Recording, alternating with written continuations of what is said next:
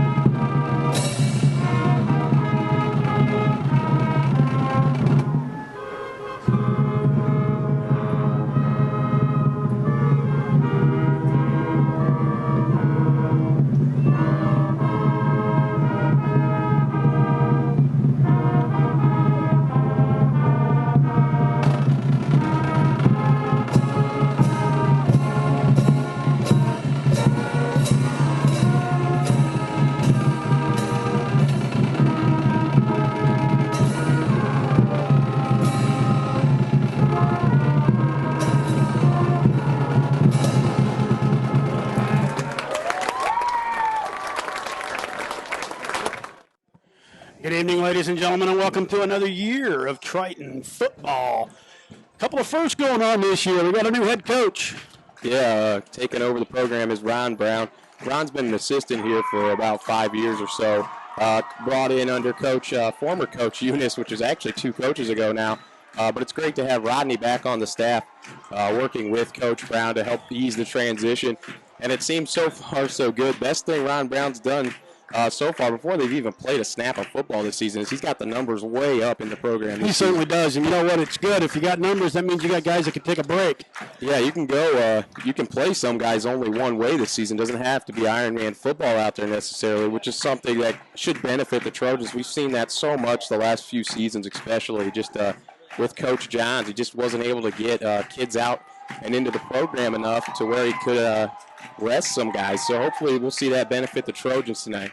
As it's been for the last several years, we welcome Caston in to start the season. Caston's coming off a couple of rough years, especially by their standards. They're 3-8 their last 2 seasons. And longtime head man Chris Ulrich stepped down, moved on. Not sure the situation there. He's no longer the head coach. They're under first-year head coach Brady Jones this season, so they're also in transition over there. Numbers is a problem with them as well. They only got 29 listed on their roster, so we'll see a lot of kids on their side that are going both ways, so maybe Triton on the advantage. You know, there's a couple of first-year head coach on both sides, but wait, there's more. It's a new conference. Yeah, this is a conference game. It sounds a little strange after as long as we're in the NSC that Caston is now a conference opponent in the Hoosier North Athletic Conference. And we're getting our first look at the conference tonight. And this is a conference game, so you want to go out there and establish yourselves within the conference and get a good start. Last 2 seasons, Triton has beaten Caston. They were 2-0 under Coach Johns against Caston. It was a little bit of an anomaly, if you will, because they struggled against a lot of other opponents, but they seem to have Caston's number, so hopefully we can continue that. That was nice, wasn't it? I tell you, you start out each year with a win, and that kind of gets your momentum going. But then when you looked at our roster, and then you looked at our conference and what we had coming up, it was like, you know, you had like 4 or 5 state-ranked teams last year in the 3A, 4A, and the 2A, so it was just kind of like, man, is it ever going to stop? Yeah, and Triton won't see anything over 2A this season within the regular season, and that's what about preseason rankings on our schedule right now? You got Pioneer stepping in. Obviously, they're up there. West Central's up there. LaVille is up there. Yeah, LaVille. We'll see them next week. Hearing a lot of good things about the Lancer program, especially after we saw them last year. So that'll be another tough game, and LaVille's moved on into this new conference with us. So only one game this season that's not a conference game, and it's Bremen, which sounds a little weird, but you want to talk about in the news? They've moved up. Oh, they've been whining about that new conference because really, well, it's too big a conference for them, honestly. But I don't agree. They didn't have anywhere to go. That's right. When you're that color of green, you just go to the conference, and just play. I don't feel bad at all. So it's good to see Bremen in a new conference. Hey, Trojans set to get the kickoff from Caston. Ball bounces, picked up at about the 15, taken. Good hole up the middle. He breaks free across the 40, and he's tackled down to the field. Down to about the 48-yard line. Great return to start the season for the Trojans. Hit that gap pretty quick there, Carson. That's Malachi Greene. He's a 5'6" junior this season. Malachi played a lot of valuable snaps last season. He's got some experience and should be a big part of the offense this season, or at least should factor in for the Trojans. It's great to see 1A football start off like that for the Trojans. 1st and 10 from their own 48. Great field position and great return. He just took it straight up the middle that time. We'll take it. Who's guarding up the middle there? Nobody for Caston. Jordan Anderson. You may never remember his name from the basketball court. He's playing football this season. He's the starting quarterback for the Trojans. He'll go under center, hands it off to Jeremy Jones, who cuts it outside, gets across the 40. He's up to the 35, 30. He's going to go all the way. Jeremy Jones with a touchdown on the first play from scrimmage. 52 yards. 52 yards for Jones. Touchdown, Trojans. The kid is deceptive because he's very big, but he has got the wheels. He can move. Man. Once he hit that corner, he was gone. Yeah, for a guy with short legs, it's impressive, isn't it? Because he's not that tall, but boy, he gets him stretched. No one from Caston was going to catch him that time. And Triton off to the early 6-0 lead. A great start. Fantastic start, too. Now let's see if we can kick a PAT.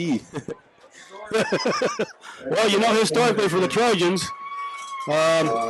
looks like Jones is going to step back there to kick. Who's the holder? Looks like Anderson's the holder, number 2. We got that shift. Yeah, now the offensive line comes set. Jones set to put his right foot into this one. The hold is good. The kick is... Ooh, need a little bit of gas. Oh, it did go. Snuck it over the ball. Trying off to a 7-0 lead. Better check the inflation on that ball. Just seconds into this ball game. We're 18 seconds in. Triton's got a 7-0 lead. Jeremy Jones, yeah. Jeremy Jones scores all the points here. It's 7-love. 11:42 to go in this first quarter. 11:42. You couldn't ask for a better start offensively, but now you got to back that up.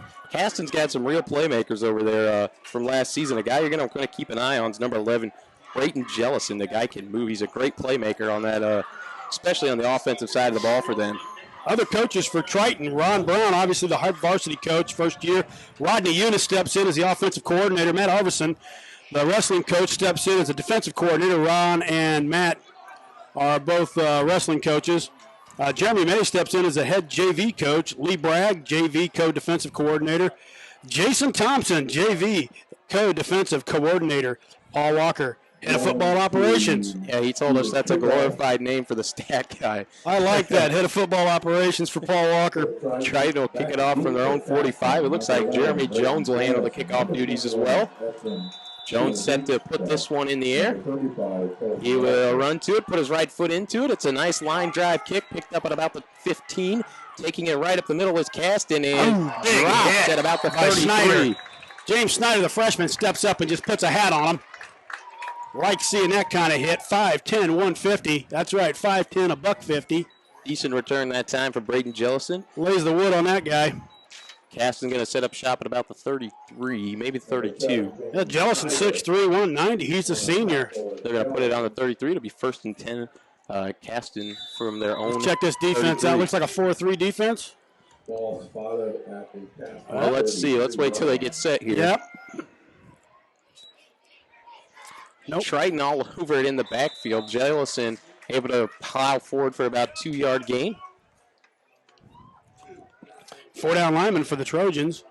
Looks like they're going to give him about 3. They'll put it at the 36-yard line. Play the defensive end on the near side as well. 6-yard line. 2nd down and 8 here. They gave him a 2-yard gain. See who he got out there for Triton. Looks like Malachi Greene's out there on one of the as a corner. Also Caden Marr, the other corner on the right far side of the field. Jarrett Kreft in there at safety. Max Schlusser's the outside linebacker on this side. Jones in Sweep there on with the him outside, as well. cuts it up. And tripped up. Down to the 40. Looks like Slusser with the tackle for the Trojans. Able to trip him up as he turned the corner that time. Well, so far, third down. Looks like they got about 2.5, 3 to go. They're going to make it 3rd and 3 from the 40-yard line. They need to get to the 43 to pick up a first down. Caston is running just a straight single back with a couple of wing backs set off to either side on the outside of the line. They have one receiver to the near side of the field.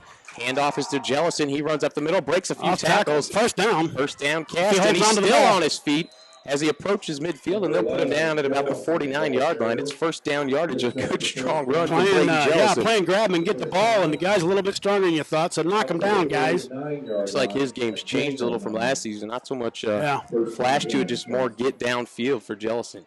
That's good blue-collar. I like that blue-collar football. There's nothing wrong with that. Did a great job there to pick up the first down, and now Caston will have 1st and 10 from their own 49, approaching Trojan territory. Going under center is Trey Young. He's a 5'11 senior quarterback for the Comets. As it's handed off to Jellison, then it's a line by Hunter Julian and stood up. Outstanding job. Just shed that. You shed the tackle so well and just stepped up and chested the ball carrier. From everything I hear, this kid has great potential to be a wrecking ball on the defensive line. Griffin Julian. He's got an eye. He's got a nose. A very strong kid down there and can cause some havoc. Saw him in the Triton Blue Gold scrimmage, and he was in the backfield about every play. Was he? Just an incredible motor he's got as well. Should be Second fun to 10. see how he progresses. As the handoff Pass. Trey Young rolling out, throwing downfield deep, and it is incomplete. There we go. Good job by Caden Marr No that time, flags on the staying play. home on the backside. Good defense. Ball was just a little bit overthrown, and nobody touched it. Yeah, Caston in a little bit of trouble now. They got 3rd and long after 2 plays go for virtually no yards. Yeah, right at midfield. They're on their own 49-yard line, tip of the nose. Of course, you may remember a few of these names from basketball, as Triton did play Caston last year for the first time in a while. Trey Young, of course, on that team, along with Braden Jellison, a couple of these other guys that you'll maybe hear mentioned throughout the night, as Young turns and hands off at the misdirection. Nice counter. Big yardage into Counter the up the secondary middle. and dropped as he crosses the 35. It is a Caston first down into Triton territory. Both tackles of Triton's defense got sucked inside, and that counter just wide open. He went through there. You could have drove a truck through that hole. Pretty good play call that time from Caston on 3rd and Somebody's long. got to stay home on that. First down, 1st and 10 inside the Trojan. You're at the Trojan 32-yard line. 30 yards on the carry.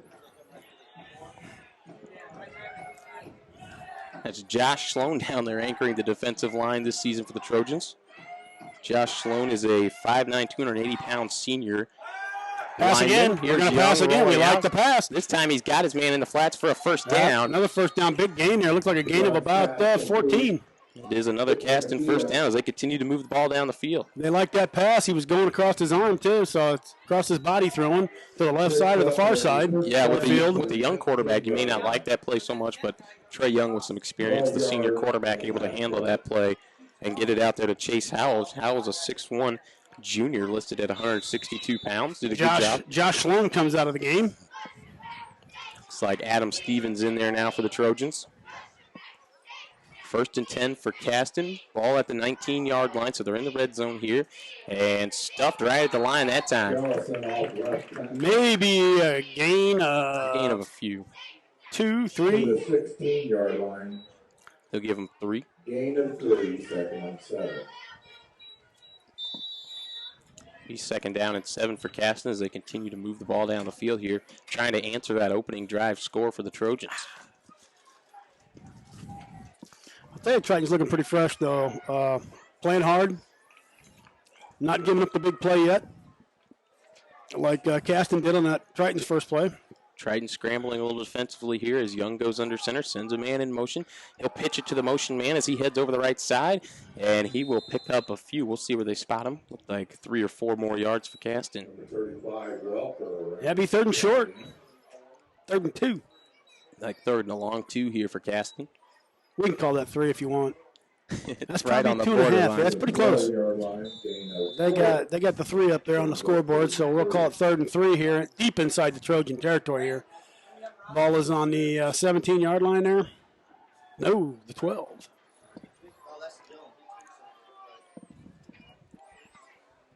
See if Triton can come up with the stop here on 3rd and short. That's 2 men in motion. And here's the snap. Hands it Right to up the Jellison gut. right up the middle. Breaks a couple of tackles. He's got a first down. Still going. And he's dropped inside the 10-yard line. It's going to be 1st and goal for Caston. As they continue just to methodically move the ball down the field in this drive. Caston just moving the ball. That's 6 plays. Triton seems to come up with a good stop, 1 or 2, but they can't quite get Caston off the field. Caston's doing a really good job on 3rd down right now. Well, those counters are throwing our linebackers off. They're really pausing at the line of scrimmage and letting the tackles go through, defensive tackles go through, and they're not holding their own. Here's Young handing it off to Jellison right up the middle, fighting for yards, and he's in. Touchdown Caston. As they answer a quick score by the Trojans with a long drive of their own, and it's 7-6. Caston with an extra point upcoming. So both teams score on their first possession. It just took one a lot longer than the other.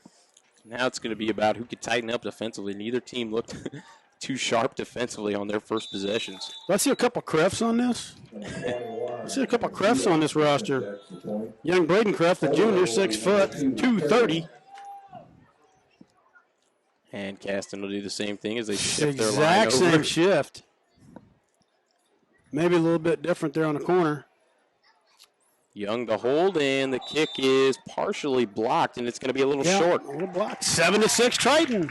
Is no good. So 6 minutes and 53 seconds to go here in the first quarter. It's Caston 6 and Triton 7. Yeah, we're about halfway through, and the only thing separating us is Triton was able to make their PAT, and Caston came up just a tad short. So we're at 7-6. Triton will get the ball back. See if they can keep the momentum going offensively. Only one play last time from scrimmage as Jeremy Jones took it 52 yards for a score. And, you know, it may be something we get used to is Jeremy Jones with, you know, those big runs that are playing well, because we saw that all last year. He was the workhorse offensively for these guys and just does a wonderful job. He's so strong and so fast. It's a rare combination at this level, and he's a kid who really understands the game and loves the game. And look for him to be a huge factor this season offensively. Probably Triton's most complete player offensively. Yeah, no doubt. We got 12 seniors out this year and just as many juniors. I'm not doing the total count here. But you got a well-balanced football club, which means you're going to have a lot of talent coming back next year too. And that's always good to see for the Trojans. Get some continuity out here. When you get numbers like that on the sidelines, I don't remember the last time I seen that many new uniforms on the sideline. And I played football back in the 80s, early 80s. We were lucky if we had 4 or 5 guys on the sidelines. So we did play Ironman football. Caston will kick it. It is a short, high kick fielded by Griffin Julian, and he's down as he's lost his footing and came to a knee. He's down at about the 24-yard line, so Triton will take over there. Yeah, that was 63. Matt Hefner getting the ball there, the 5'10", 210-pound sophomore. Yeah, Triton. He probably wasn't supposed to get that ball. Triton's got a lot of young linemen. I think you were just touching on next years and the years to come, and I think that's one of the biggest things is developing some of these young linemen. Yeah. We got some steak and potato guys here on this roster for sure at 280, 235. We always seem to have the position player talent, but it's about getting consistent quality play from the line. Probably got a dozen guys right at 200 or better. Anderson hands off, going right. This is Malachi Greene, and he's swallowed up behind the line of scrimmage. That's a loss. Number 1, Malachi Greene, the ball carrier. Caston not fooled that time by the Trojans. And will knock Malachi Greene down for a loss. Looked like a loss of about a half a yard. Yeah, they're going to put him right at the line. So call it 2nd and 10. I thought he lost maybe a yard, but did not, so it'll be 2nd down and 10. Triton huddling here. Now they'll break the huddle as Adam Stevens, who's the center on this squad, leads them up. Anderson, the quarterback, will go under center, and we've got our first flag of the night. Yes, we do. In unison. It's like possibly Triton with a false start as they we're walking back. Yeah, it's a false start on the Trojans, so they're going to lose 5 yards, so it'll be 2nd down and 15 now. Looks like maybe Ryan Horne, the right tackle, jumped that time. Of course, Ryan Horne, one of the bigger guys on this team, he's 6'4". He's a senior, and he goes 280 pounds. Just a massive guy out there for the Trojans. That guy's a tractor pull right there. Anderson going under center, 2 backs behind him. They're lined up in a row. Malachi Greene comes in motion right to left. They hand it right up the middle, and pushing the pile for a few yards that time was Jeremy Jones, I believe. Not much of a gain. Still not back to the original line of scrimmage. Triton going to be in 3rd and long. Yep, 3rd and 11, 11 and a half, 3rd and 12. Looks like they gave him about 4 yards there, so it'll be 3rd down and 11 for the Trojans. See if Caston can come up with a stop and try and flip field position here and put this game on their terms for the first time tonight. Boy, it's a great crowd here tonight, Trojan Field. Triton with 3 men behind Anderson, hands to Jones going up the middle and a yard or 2 at the most. And that'll do it for Triton. Didn't see a pass. So I thought we might see a pass there. We're at the 26, our own 26, so you expect the punt unit here, and it looks like they are on. Yeah. Going to punt this one away on 4th and about 9. So 4:58 with the clock running here in the first quarter. Triton up 7-6. Get our first look at the punt unit. Looks like Jarrett Kreft is out there to punt for the Trojans. Who? Jarrett Kreft. That's your brother, right? Yeah, we'll see what kind of punt he can get off here. He's never done it before, so low snap is handled. Kick is off. Good low kick. Line drive. Bouncy bounce. There it goes. Inside the 40 to the 30, and it'll roll out of bounds at about the 31-yard line. Not a bad punt. Not a bad punt for the young lad on his first try, huh? You probably weren't going to give him any credit, were you? I will. That was a fabulous kick. Nice and low, end over end. It did nothing but roll when it landed. Took a good Triton bounce, and Caston will take over at their own 31-yard line. 43 yards on the punt. They're going to have to try and go down the field again. 33-yard punt. Triton got a man up a little bit here defensively. Caston just kind of pushed them off the line and did whatever they wanted there. Defense has got to make that decision. Let's see what we do here. Got to be able to strengthen up, and it comes on that front 7. Caston really ran the football down the field at will. Young goes under center, sends a man in motion left to right. He'll pitch to the motion man. Yeah. He's got blockers in front. A good tackle by Max Slusser from behind to limit the damage that time. About a 5-yard gain for Caston, though. Max has got them big old shoes on. You can't miss him. But Max doesn't get to him until he's 3 or 4 yards past the line of scrimmage. Right. Committed the wrong way on that. You got to go through the defender. You got to go through the back when he's the lead blocker. You just got to shoulder him up and push him back into the ball carrier if you can. Nothing else, take him out and let the outside back come in and get him. Got to be someone on trail. It's Triton 7, Caston 6. 3:55 to go, first quarter of action here in the first game of the new season. It's 2nd down and 5 for Caston at their own 35. Young waits the snap, takes it, hands it to the up man. That's Jellison, met at the line, but he spins forward for a gain of about 2. That's Jeremy Jones on the tackle. Met Jellison at the line. Jellison's a big guy and able to spin forward for a few yards and make it 3rd and short here for Caston. Yes, he is. See, and this is where Caston was very successful on that first drive, converted several 3rd downs. Triton needs to come up with a stop here. 3:20 to go, first quarter of play. Caston will break the huddle and come to the line. Caston not very big out there on the offensive line, but they're getting the job done on the early going here. Trey Young under center. Young will hand it to Jellison right up the middle, pushing the pile, and it's going to be close as he's stacked up right near the first down line. Wow, this guy's spotting him short, I think. This may be a measurement here, though, for the officials. Wouldn't be surprised. Yep, 2:50 to go here in the first period. He was hit originally. There we go. No way to get a measurement. He was hit originally a little bit behind the line of scrimmage, but fought that tackle off, and then was met by a couple of defensive linemen and stacked up right near the first down yardage. Yeah, it'll be interesting to see what happens here in the 3rd and 4th quarter with these guys because there's not a lot of substitution on that side. Yeah, and we've seen how that takes a toll on a team over the last couple of years. It's a beautiful night, though. It is a beautiful night here in Bourbon. Yeah, weather not really a factor. It is, as you mentioned, a wonderful night for football. Hardly any breeze. I mean, you got some breeze. Colors are moving. But Looks like it's blowing out of the south. And the measurement is down, and it looks like a Caston first down, and it is by about a football worth. Yeah, that was a good for spot. Caston. Good spot. Jellison's just a hard-nosed runner out there, and he's fighting for every extra yard he can get, and he's able to churn out a first down there. So it will be Caston first down and 10 from their own 41-yard line.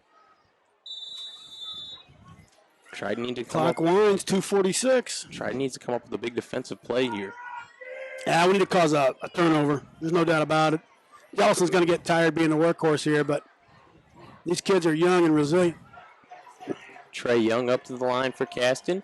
He will take it. Pressure coming as he rolls out, and he throws it short in the flat, but a great catch made over there.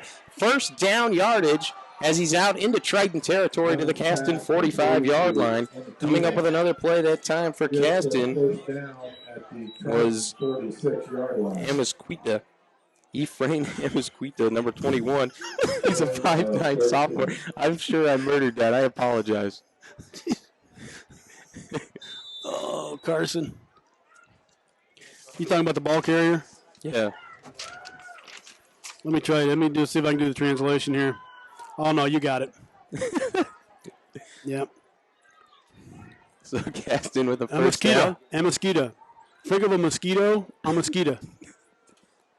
First down for Caston at their own 46, or Triton 46 Yeah, here. he's 5'9", There's 45. a misdirection play. Big yardage again, and another Caston first down as he crosses the 35-yard line, right around the 35-yard lines where they put him Caston down. is not having a problem sucking our outside people in, and you're automatically in pursuit at that point. Well, they're winning the battle up front right now. Triton's not getting to them Right. until they're 4 or 5 yards downfield. 11 yards. Yeah, a lot of Ole tackling here. It's like a timeout here for Triton. There we go. Coach going to grab some attention, I'm sure. Well, I think he's seen enough of Caston running through our defense, and he wants to talk it over with the guys and explain what he's seeing out there and translate that to them and see if we can come up with some stops here, slow this offense down a little. Caston looking very good here.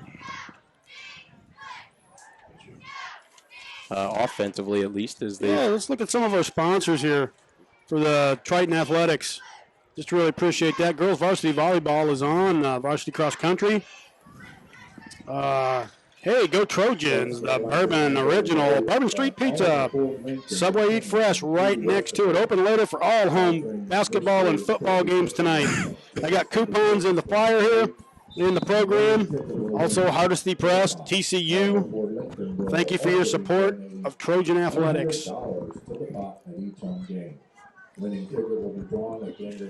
Also, other sponsors, the Zone Sports Complex in Loon, Indiana. They're in Plymouth, Indiana. Conant Elevator, Jostens, Bourbon Vet Hospital, 19 and 30 Auto Body, Ball Auction and Realty, Atlanta Ball. Back to action here at Trojan Field. First and 10 for the Comets at the Triton 35-yard line. Caston with a first and 10 here from their own 35. We got 2:18 to go in the first quarter of play. It's Triton 7, Caston 6. Caston with the ball and moving, though.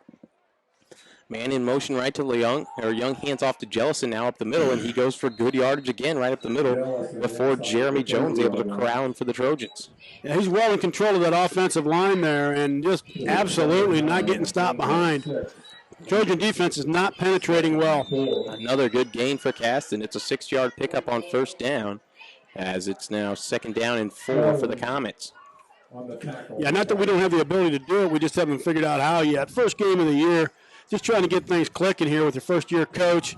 He takes over, about a month ago? Yeah, that's the thing. He took over very late in the off season. Not a lot of time to prepare with a game plan. Here is Young rolling out to his right. He's going to throw. He'll lob it downfield. Wide open is Jellison, and he's knocked down at the 10-yard line that time by Caden Marr. But it's another good gain and a Caston first down.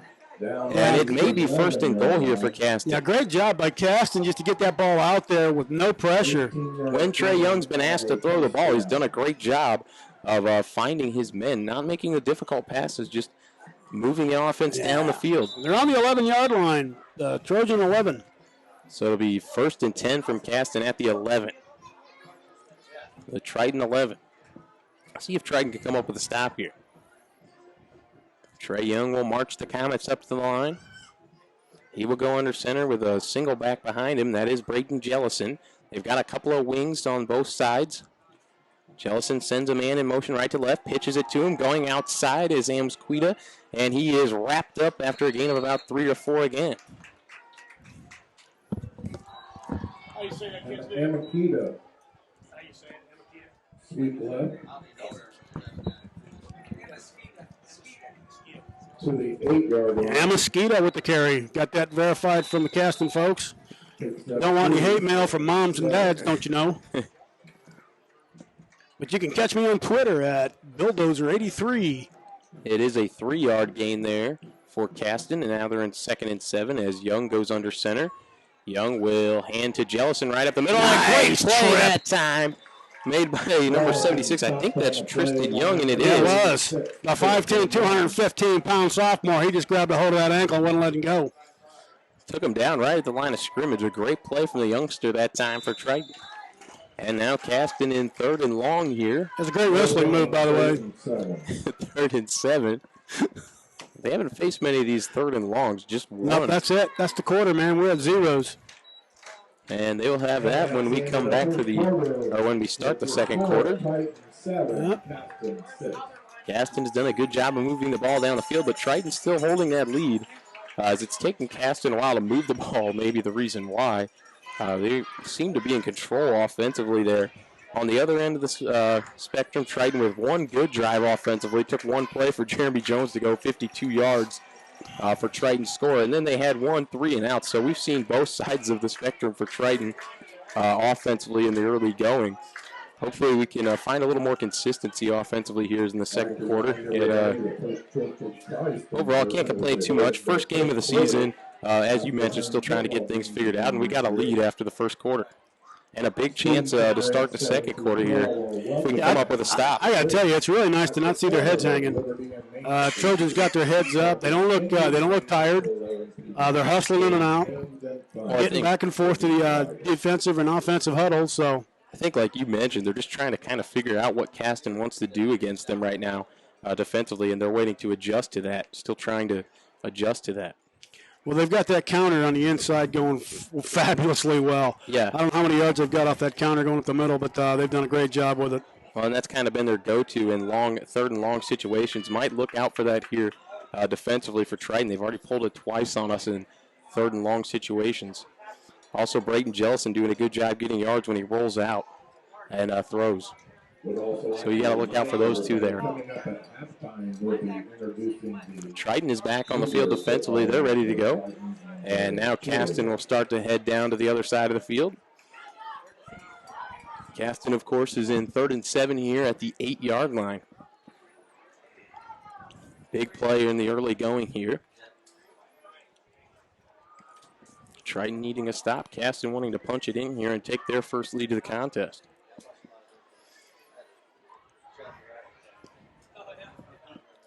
It's like we've got Adam Stevens out there with Tristan Young and Josh Slone on the front.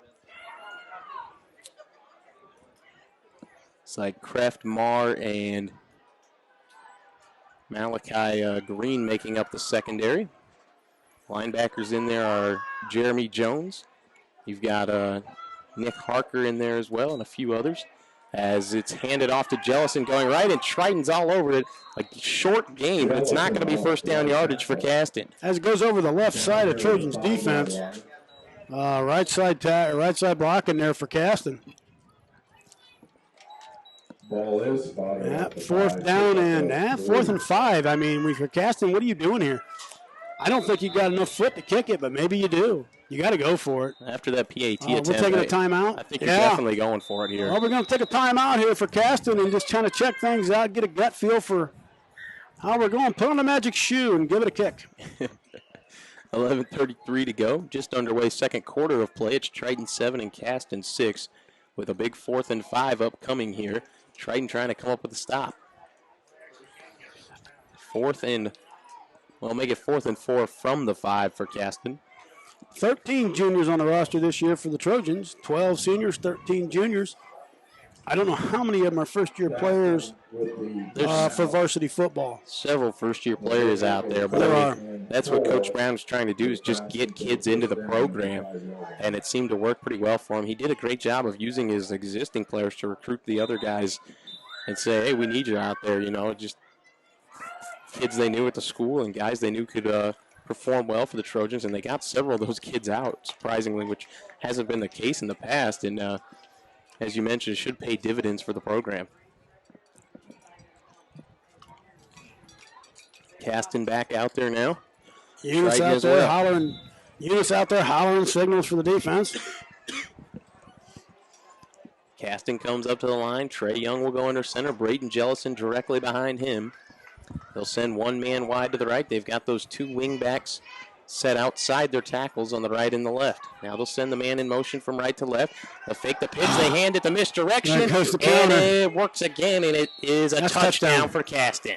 Touchdown for Caston off that counter. But I tell you what, he starts over on the left side of his offensive line, gets the ball, and just drives to the total opposite side of the field as he goes through the line, splitting between the tackles. So Caston will grab their first lead of the contest, 12-7, and they're going to try another extra point here. I believe it's an extra point attempt for Caston. I don't know. You might want to just go for two. Yeah, definitely it could go for two in this situation. We'll see what they want to do as they are. Yeah, you want to run that counter the opposite way. I don't know that we can stop it on the other side either. Just watching what's going on here. I mean, kids aren't getting frustrated. They'll keep popping pads. So. Well, they're certainly struggling to recognize it. Once they start recognizing it, Caston is going to go for two. Linebackers have got to step up and fill these holes. Here is there we go. flag. Back it up some more. Perfect. Delay game. Delay game against Caston. That'll move them back and 5 he yards. Can't kick it. He can't kick it that far. Didn't appear so on their first 10 attempt. and 3 is 13 and 5 is 18 yards. It didn't look like he could kick it that far. Delay game, 5-yard penalty against Caston. I think they'll probably just go for two here. Sure. Stay with the original plan. On the point after try. Yeah, showed the same look he's been showing offensively, so. They like to switch the tight end from right to left or left to right, and then they put that setback, and he just goes the other way, and they hand it off to 11. Trey Young will go under center for the Comets. Jellison directly behind him, sends a man in motion. He's going to roll out. He's going to try and pass, sets his feet, throws into the end zone, and it's knocked down. Incomplete. Malachi Greene got to the spot for the Trojans, and it's a failed 2-point conversion. 7-12. Your Trojans trail by 5. We are the Triton Trojans Sports Network, so if you're from Caston and you're listening, we welcome you. Not going to do a lot for Caston here on this network, but we'll keep you up to date. Obviously, there's no injuries at this point. Kids seem to be playing real hard. We appreciate you tuning in to us. The game is at 11:25 here, left to go in the second quarter before halftime, and it's Caston 12 on a failed 2-point attempt. And Triton 7. Yeah, Triton going to get their third chance here offensively, and we'll see if they can kind of get their feet under them a little bit. They've had both sides of the spectrum, as I mentioned. They had one 3-and-out and one 52-yard run for a touchdown on their first play on that series. Yep. So we'll see if we can kind of get some balance offensively here and a consistency. Hey, you got the Rettinger Farms would like to wish all the Triton athletes good luck and a very successful year. Also sponsoring this year is Premier Truss and Lumber, Oliver Ford, who has a 50-50 draw here tonight. And goodies galore, Barb George. Boy, I tell you, if you haven't had a Barb George cookie, you haven't lived. S&K Construction, thanks Big Steve-O, the mayor. Big shout out to him. 107.3 WRSW Lake City Rock, sponsoring the Trojans this year. We appreciate your support. Lemlo Locker out there as well. Another ball auction, Representative Ashley Dahl, thank you so much. There's the kick. It's a low line drive fielded by Malachi Greene at the 20 for the Trojans. Block. He takes it right up the middle, and Greene will cross the 45, and he's knocked down as he crosses midfield to Caston territory at the 49. Second good return we've seen tonight from Malachi Greene. He was waiting for me to say the 51, wasn't you? 30 yards on the return. A 30-yard return that time from Malachi Greene. Really good blocking up front, right up the middle. They made a hole right there, and it's your playing from the backside. So defender's got to turn around and go the other way. Triton comes to set offensively. Looks like Anderson's going to work out of a shotgun here with Jones directly behind him. 2 receivers out to the left, 2 out to the right. Anderson will keep it himself, taking it over the right side, and he's knocked down after a 5-yard gain as he crossed the Caston 45 to about the 44. Eli Douglas for Caston, a 5'10 junior at 166 pounds, makes the stop on Anderson. Triton shaking things up offensively a little bit, coming out of their base formation and running a little shotgun with some wideouts there, 2 on each side.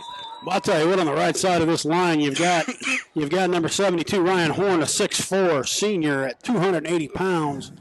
How you don't run behind that bus is beyond me. I've been trying to get the offensive line down, and I think it's from right to left. You've got Ryan Horne, Griffin Julian, Adam Stevens is the center, Braden Kreft, the left guard, and Cody Anderson, the left tackle, as they hand off to Jones going left. He cuts it upfield, and it looks like it's near first down yardage. Well, when Jones turns that up, it's like a bus coming through there. That kid just churns them legs, and when he hits you, you know it. It is a Triton first down to the Caston 38-yard line. Triton trying to answer that Caston touchdown. Triton will come back to the line. It's first down at 10. Trojans working a little bit quickly here as they head back to the line. It'll be 3 men behind Jordan Anderson as they go back to their base look. Anderson under center with 3 men in a line behind him. He takes the snap, takes the handoff, rolls out to the right. He's going to throw.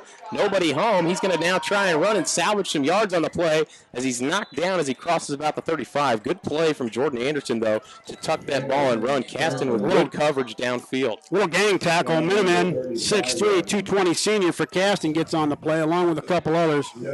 Jordan able to pick up about 3 yards on the play and turn it into a positive play for the Trojans as everyone was covered downfield by Caston. Yeah, it looks like 51 for Caston. Miniman took a little shot there. He's trying to get his faculties about him there. It is a 3-yard pickup. Anderson makes it to the Caston 35. Second down and 7 there for Triton. Same look offensively. 3 men behind Anderson. That is Kreft on the right side. You've got Jeremy Jones and Malachi Greene. The left side as they pitch it to Greene. Greene getting upfield and a gain of a few. It'll be close to a first down. It's going to be 3rd down and short for the Trojans. Looks like 3rd and 1. 3rd and 1.5 maybe. Oh, yeah, he spots it right there at the 30-yard line. Looks like about 3rd and maybe 1.5, 2 yards to go. Don Bell says 3. Don Bell, the public service announcer again for the Trojan football. So they'll call it a 4-yard pickup, and it's 3rd down and 3 here for Triton. First time we've really seen Triton in an extended offensive drive. Mixing up a couple of looks. They're looking good. They're mixing the looks up. I think just stay with it. You got 3 setbacks trying to keep all in a straight line. Trying to keep Caston off balance as Anderson will turn around, and we've got a flag on the play. I hope that was defense. I mean, I thought maybe Caston came across. They had several guys right up on the line. But usually these are offensive penalties, and typically it appears that it is a false start on the Trojans. Trying to get that number. So now Triton turns it into a 3rd and long. Not helping ourselves out, are we? Certainly not there. It'll be 3rd down and 8 now for Triton from the 35-yard line. See what Triton decides to do here. Interesting. First, 3rd and long Triton's had during a real drive, so we'll see what they go to here. Looks like they're going to go back to that wide package as Anderson will be out of the shotgun with Jones directly behind him. 2 wide, 1 on each side, 1 in the slot. 2 in the slot. Drew Stichter and Jarrett Kreft off to the right. Malachi Greene over on the left side. He'll pitch it to Jones, and it's not going to go very far. Shut down in the backfield by Caston. They try to pitch outside to Jones, and Caston all over it. Loss of yards on the play. Absolutely ugly. Now you got an interesting decision, though. Do you punt this one? You know what? You try to punt it and put them right back in their, put them right back inside the 5 if you can. Looks like that. I mean, you got the leg out there to do it. Looks like that is going to be the decision. The punt team is on. I thought we were passing the ball on that one with all the everybody out there. Yeah, and I think they were trying to catch Caston off guard and hoping they were Jones taking is 7-8 yards off the line of scrimmage at that point, and they're keying off of him. Both linebackers are keying off of Jones, so. 4th and 12. Triton will punt it.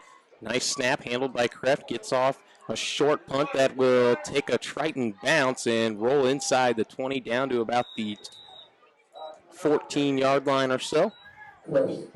We'll see where they put it down exactly. Goals dead at the 14-yard line. It is the 14-yard line. Caston takes over first and 10. So Caston, they got a long way to go. Yeah, did the job there, pinned them back a little bit. They're at the 14, so we'll see if we can come up with a stop here. So close last time. They had to. They converted a 4th down and 4 at the 5-yard line, turned it into a touchdown to go ahead. Triton just cannot stop that misdirection right now. That's kind of the Achilles heel for this defense. Got to find a way to slow that down. Here is Jellison heading over to his left. He's got a big hole up the middle, fighting forward, and he's tripped up as he crosses the 30. Late flag on the play. 2 flags as we got some fighting behind the play. Yeah, there we go. Involved in that one for Triton. Gage Waddle out there, a little nanny poo-poo. The official shoving him. Oh, he just threw him out. You got to be kidding me. Both of them. He threw them both out. Certainly Gage got ejected. Okay, he's gone. Yep, he threw them both out. Okay. A little extracurricular activity there behind after the play was long gone. Oh, that's one thing. So who's the guy that got thrown out from the other team? I don't know. Did they throw him out? Yes, he threw them both out. It was number 7, I believe. I did too, yeah. Tate Cowell, yeah. Taya. T-A-Y, Dave Metzum. I don't know if it's a misspell. That's Cowell, he's gone. He's a sophomore. 5'8", $143. They'll take his helmet. That's Tate, I believe. Yeah, Tate, whatever. He's from Caston. Gage Waddle gets ejected. Well, that's one thing we've come accustomed to with Gage. He lets his emotions show out there. He's a passionate guy. I tell you what, he is a passionate guy. Offsetting penalties, obviously. Something out there he didn't like. He took offense to it, and he got thrown out eventually. Yeah, he earned it. If nothing else, folks, he earned it. Oh, yeah, they were going on after the play for a while there. So I believe the run will count as it was after the play. It's 1st and 10 for Caston as they move it up to their own 34-yard line. 34 for Caston. He's not on the roster.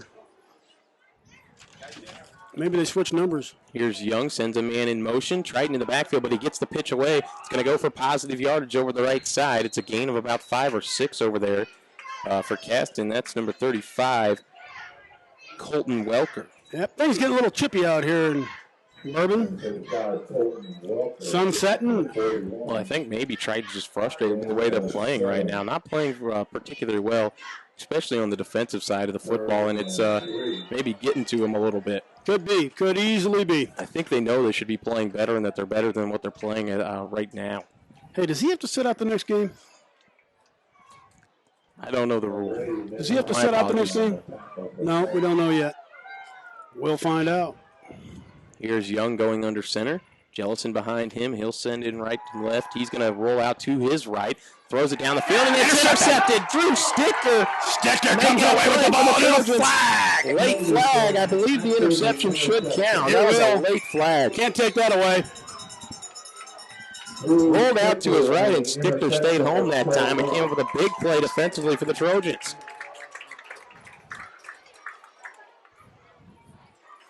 Could be a huge turn of events here. Huge. Let's see what we get out of this one. Hopefully a personal foul, 15-yarder. Waiting for the officials here. Yep. Personal foul. It is on Caston. Against Caston. Tack on another 15. Triton's going to have great field position now. Let's see where this ends up as they're walking it off now. Hey, give us a shout out there if you want to. Get a hold of the Triton Trojans sports fan page there. Triton's on Facebook or Twitter. Let us know how we sound if we're coming through. We want to thank our Chief Engineer and Vice President of Electronics, Orion Lemler, joining us again this year. Again, doing another phenomenal job behind the keyboard. He is the sultan of the keyboard. And after that personal foul and the interception, Triton will have the ball at the Caston 31. Golden opportunity for the Trojans with 5:42 to go before half. Trailing 12-7. Got to cash this one in. Here's Jones heading over the right side. Breaks the tackle, turns it up. Field crosses the 30, and he's down to about the 25, close to the 25-yard line. Great tackle by Amaquita. The 145-pound junior, 5'9". Yeah, and you really keyed on it last time, is that Caston is keying on Jones right now. Yeah, that's. Got to work the ball away from him a little bit. Try and put it into somebody else's hands and see Yeah, I mean, if he can gain some yards. You're not running the wishbone out here, but, I mean, it can be real quick. Still, give it to the 3-back. Still able to pick up 5 yards on the play was Jones, so it's 2nd and 5 from the Caston 26-yard line. Jordan Anderson will go under center with 3 men behind him. Noah Reichert's in there now for the Trojans as the lead back. They'll hand it to Jarrett Kreft as he heads over the left side, and he's wrapped up near the line of scrimmage, maybe a gain of 1. I feel like possibly a broken play there. Anderson tried to turn and hand that one. It looked like maybe to Noah Reichert, and he just wasn't home that time.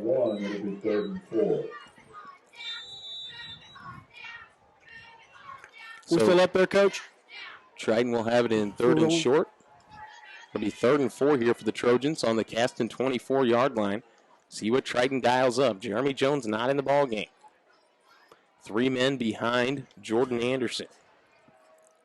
Anderson goes under center, takes the snap from Stevens, hands it off up the middle to Reichert. Reichert fighting for it, and I think he has a Triton first down. Oh, excuse me, that's Lee Mullet on the play. That was 1 number off there. My apologies. Lee Mullet picking up the first down for Triton. Ball is spotted at the strong run, a gain of 7 from Mullet. Triton needed 4 for a first down there. We'll pick it up and move this drive down a little further. It's 1st and 10 from the 17-yard line for the Trojans. A big story here. 2 players just ejected on this series, 1 from each.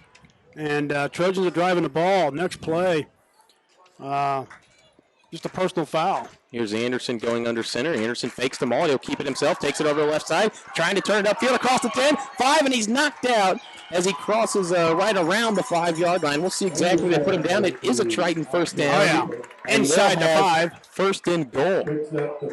Oh, right at the 5. You really can't see from over here. It's at the 5. 1st and goal at the 5. 3:44 to go here in the first half. Triton trying to punch this one in on a golden opportunity after a great play on defense. Yeah, Jordan Anderson from the making young Stichter. Yeah, Jordan Anderson making a great decision over there when he held the ball and just ran for the corner. Yeah, he's a playmaker. You got to let him use his playmaking ability from the quarterback position, and he did it that time. Here's Anderson turning, handing to Jones. He lost the football, but I think it's covered up by the Trojans. We got it back. Loss of 1. Recovered by Anderson. Stevens gets the ball back for the Trojans. Good job to be aware of that time from Triton. Jones was usually pretty sure-handed. That time looked like someone poked it as he was heading toward the hole, and he just didn't expect it. Yeah, that's a hard one. Triton will lose a few on the play. Not where you want to have your mental lapses is when you're inside the 10 and you're down a score. It is a loss of 2 on the play. Could have been a lot worse. Triton may be fortunate there. 2nd and goal from the 7. Here's Anderson turning around, hands it on the misdirection. Another fumble, but it looks like Malachi Greene got on his own fumble, and he did. That'll make a bald man grow a ponytail right there. Just like there's peanut butter all over that ball. Loss of 3, 2. Yeah, and it looks like Triton's going to take a timeout here. And you can why not? Yeah, you can understand that. It's 2 straight fumbles. Not going to make any coach happy. No. Got to try and settle things down here for the Trojans. We're going to ask for some focus down there on the field, I'm sure. Just try and refocus and go over what you want the kids to do and make sure they execute out there, which is the big deal when you're fumbling the football. You don't really have a chance. That play has no chance. Triton lost 1 more on that last fumble, 1 more yard, so they're 3rd and goal from the 8 when they come out of this timeout. See what Triton elects to do here. Got to try and score this football. This is a great opportunity they got, as we mentioned before, after they finally able to stop Caston. Caston maybe got a little too cute on that last drive there, trying to throw when they've been running the ball so effectively. Yeah, and I think our secondary came in and just saw what was going on and just quickly reacted to the throw. Watched the quarterback at that point. Well, we've seen that rollout several times now, and it looks like maybe starting to catch on. Triton will head back out on 3rd and goal from the 8. Anderson's out there. Looks like Jeremy Jones, Lee Mullet, Malachi Greene out there as well. Drew Stichter's out there. Drew's been working out of maybe the tight end. Looks like he's been tucked in on the line as a tight end. throughout this possession. And maybe earlier, I may have missed him earlier. He's kind of a small guy. Also, Nick Harker out there on the left side. He's tucked in as a tight end to the left. 3 behind Anderson. Jordan waits for the snap, takes it, turns around, hands it to Jones right up the middle. Jones puts his head down and goes for maybe a yard or 2. Caston doing a great job right at the point of attack. Yeah, who was in on that one? 3 minutes to go here in the half. It's a gain of 2 for Jones. 4th down and goal from the 6. Is that Pickering in there on a tackle for Caston? Pickling, what's the guy's name? Who are you looking for? Jellison, that's right. Braden Jellison. That's him. I knew it was something like that. Yeah, pretty close. Game clock running, play clock running. 7-12. Caston leads your Trojans. The Trojans are driving. 2:38 before the half. Anderson, 4th down and goal. will go under center. 3 men behind him. He will turn and hand to Jones right up the middle. Jones puts his head down, and he didn't get there. Nope. Not very creative that time. Triton just turned around and handed to Jeremy Jones, which, quite frankly, is probably what Caston's looking for in that situation. Yeah, he went up the 2-hole. The 1 hole was wide open. Obviously, the blocking going towards the 2-hole, but they just converged on that. They read that block very well up front. Those up front linemen for Caston are doing the yeoman's work down there. Triton squandering a golden opportunity there with 2:26 to go before the half. Caston going to take a timeout. That's their 2nd timeout. Now for Triton, it's about trying to keep Caston back there. A quick 3 and out and keep the field position in your favor and try and maybe get another chance before half. You've got 2:30 or 2:26 on the clock to be exact. You got at least 1 timeout left for the Trojans. I think we've taken 2 so far. Yes. Also helping Trojan sports out this year in the Trojan Pride book here is Ball Auction and Realty, Steve Feldman. Also Dick and Nancy Martin family wishing good luck to the Trojan athletes and all that they do. Boyer Farm Store, Morrow Insurance, Heaven Sense Flowers and Gifts, Culligan Soft Water, Bill and Joe Adams saying go Big Blue. Hoffman Outdoor Power and Equipment. They're in Etna Green, Greg and Jeff. Anchored by their mom at the cash register. Great folks. Boy, if you have lawnmower things going on, they're the folks that can take care of it. They do a great job. Also, Hensley Transport and Equipment there in Tip. Indiana Sports Medicine and Orthopedics. Jeff Hartzell, MD, out of Fort Wayne and Warsaw. And back to action here as Caston's back on the field. They're going to huddle up in their own end zone here.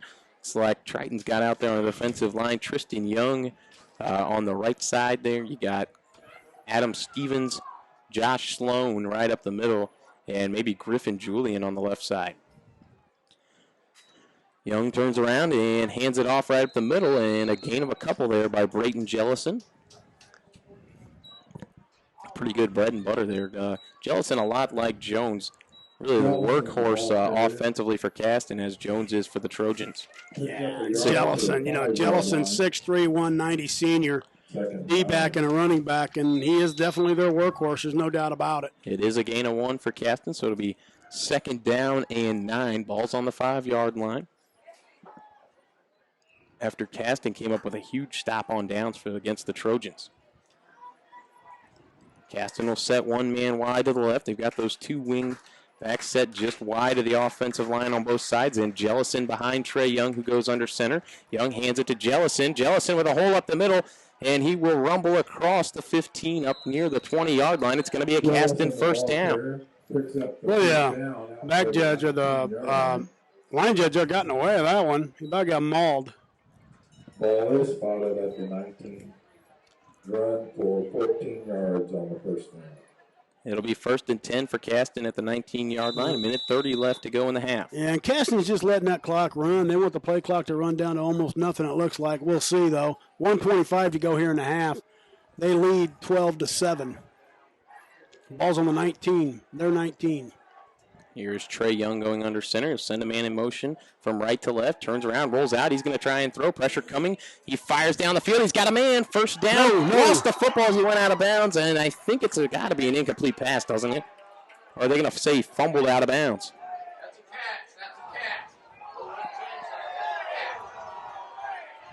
They're going to call it a catch, and he fumbled out of bounds, so it's going to be a first down for Caston. Yeah, they're going to call it a catch. They're going to get together and talk about it, but I think they're going to call it a catch, and they did. Trojan fans not happy with that one. It was on our side of the field. So they're going to stay with the original call. Caston eating up some chunks here. We got 1:08 to go. They got to start thinking about scoring here now as they're at their own 40-yard line. Caston quickly to the line. Now Triton will match. Young will go under center. Clock begins to run. Ticks under a minute to go here. Trey Young taking his time now. Now he'll go under center, waits for the snap, gets down, sends a man in motion left to right, takes it, hands the misdirection to Amos-Quitas right over the right side. He's stopped right at midfield. First down. Looks like another Caston first down. Amos-Quita, 39 seconds. Got to get the play in quickly. They're going to start the clock. And that misdirection again fooling the Trojans defensively. The clock will continue to run. It's not a first down. In fact, they're going to mark him 1 yard short. Last time out for the Caston Comets. So it'll be 2nd down and 1. Caston going to take a timeout to try and preserve some clock with 39 seconds before the half. Caston thinking about scoring the football now as they've moved the ball once again down the field. They've got a handful of plays right now that Triton can't stop, and they just continue to run them over and over. The misdirection, the rollout pass. We did intercept one off of that, but he came right back to it this series and got another big completion for several yards, another Caston first down. And they're just eating up first downs right now. Yeah, they are. Other announcements, quality restoration, water and fire damage, and home. Jeff Virgil, the owner there in Etna Green, Indiana. Thanks, Jeff, for your support of Trojan Athletics. The Winning Edge, Polyvinyl Sales, St. Joseph Physicians Network, First Federal Savings Bank, Turfwise, Custom Turf Management Programs, Turf Renovation, Irrigation Systems, Tim Flagel, proprietor. Also, you got Reichert Nepp if you need a tow, big or small.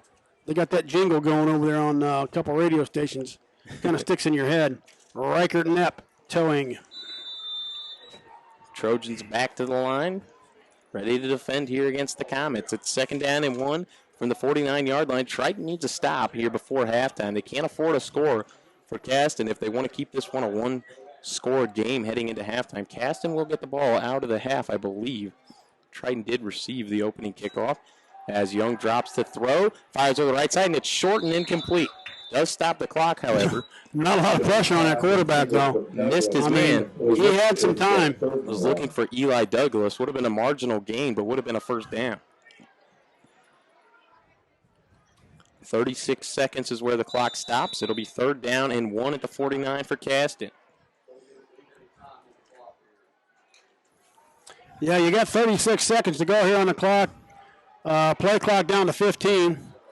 1 man wide to the left, 1 wide to the right. Caston pulls their wingbacks in a little closer as Braden Young drops the pass, finds Jellison in the flats, makes a man miss, makes another man miss, running forward, and he's finally stopped as he crosses the 45 near the 40-yard line. 26 seconds here as they stop the clock on that pass. First down. Jeremy Jones missed a tackle as well as Max Slusser over there. Allowed Jellison to get a little further upfield. They stop the clock at 26 seconds to move the chains. Now they'll restart the clock, rolling down to about 20 seconds. Caston quickly to the line. Young drops to throw, finds his man over the right side. It's another first down, and out of bounds quickly that time is Eli Douglas. Triton got to tighten up on the outsides. Moving the ball quickly as Caston down the field, deep into Trojan territory, just outside the 30. My apologies. Looks like it's a 2nd down and 1 situation once again. Although it looks like Douglas did get out of bounds and stop the clock on that play. Here we go. More important 15 seconds. Waiting for the official to start the clock. Well, snap. Yeah, my apologies. It'll be on the snap this time as Young moves up to the line. Young waiting for the snap. Now he'll take it, drops to throw, has time, throws deep down the field. Incomplete, he overthrew his man. There's a late flag on the play, and I think they're going to get pass interference on Triton. Yes, they are. 10 seconds left on the clock, and a late flag from the back official that time. It was his call. We'll wait for the official call, but it's got to be pass interference on Triton. The where that was thrown and when it was thrown. Like maybe Caden Marr holding on over there.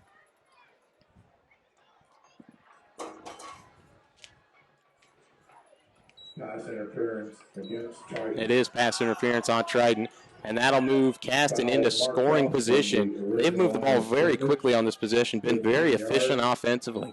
To the 16-yard Yeah, they line. picked their shots, called their shots, made their shots. It's just They've moved the ball to the 16-yard line now. It is 1st and 10 from the 16, 10 seconds on the clock. Under center is Trey Young. Young waits for the snap, now takes it. Young will roll out to his left. He's going to throw again, throws down the field, and it is incomplete. Caden Marr able to deflect it and break up the pass. 4 seconds left on the clock. Marr nearly intercepted that pass. It almost nearly went through his hands for a casted score as well, though. 12-7, Caston with the lead, trying to add to it here before the halftime. Time for one more play. Ball on the 16-yard line, 4 seconds left as Braden Jellison re-enters here for Caston. 2nd and 10 from the 16. This is Trey Young moving up to the line of scrimmage. He's going to go under center here. Jellison directly behind him. One man wide to the left, one wide to the right. Young rolls out to his right. He's going to pass. Young throws it into the end zone. Incomplete. He missed his man. no penalty there. Last play of the half. And Triton able to hold them there at the end. Not enough time on the clock for Caston to complete that drive. Triton comes up with a couple of big stops late there in pass coverage. And we'll head to half with Caston leading Triton 12-7. Yeah, I mean, if you want to just summarize it, we started out great. We scored on the first play of the game. And just hand off to Jeremy Jones, and away he went. Tanner Shepard, man, I tell you, I appreciate you giving me that little nod there, letting us know we sound good. Appreciate that. Hope things are going well for you. Back in school now. Let me see if anybody else is bumping us out there. Just want to welcome you to Twitter Land. If you haven't been there, guys, Trojan Network out there, Triton Trojan Athletics. So a lot of good things going out there. Big shout out there to a couple other folks. Bobby J down there in Florida listening in. Appreciate that, Bobby J. And team members are lining up, and we will recognize them here in just a second. So Trojans trail at the halftime. I'll tell you, we're not beat by any stretch of the imagination. We got the junior football going on out here. So I'm going to quit talking, and I'm going to leave my mic open and let you listen to Don Bell. At this time, the Triton Junior Football League cheerleader and team members are lining up, and we will recognize them here in just a second.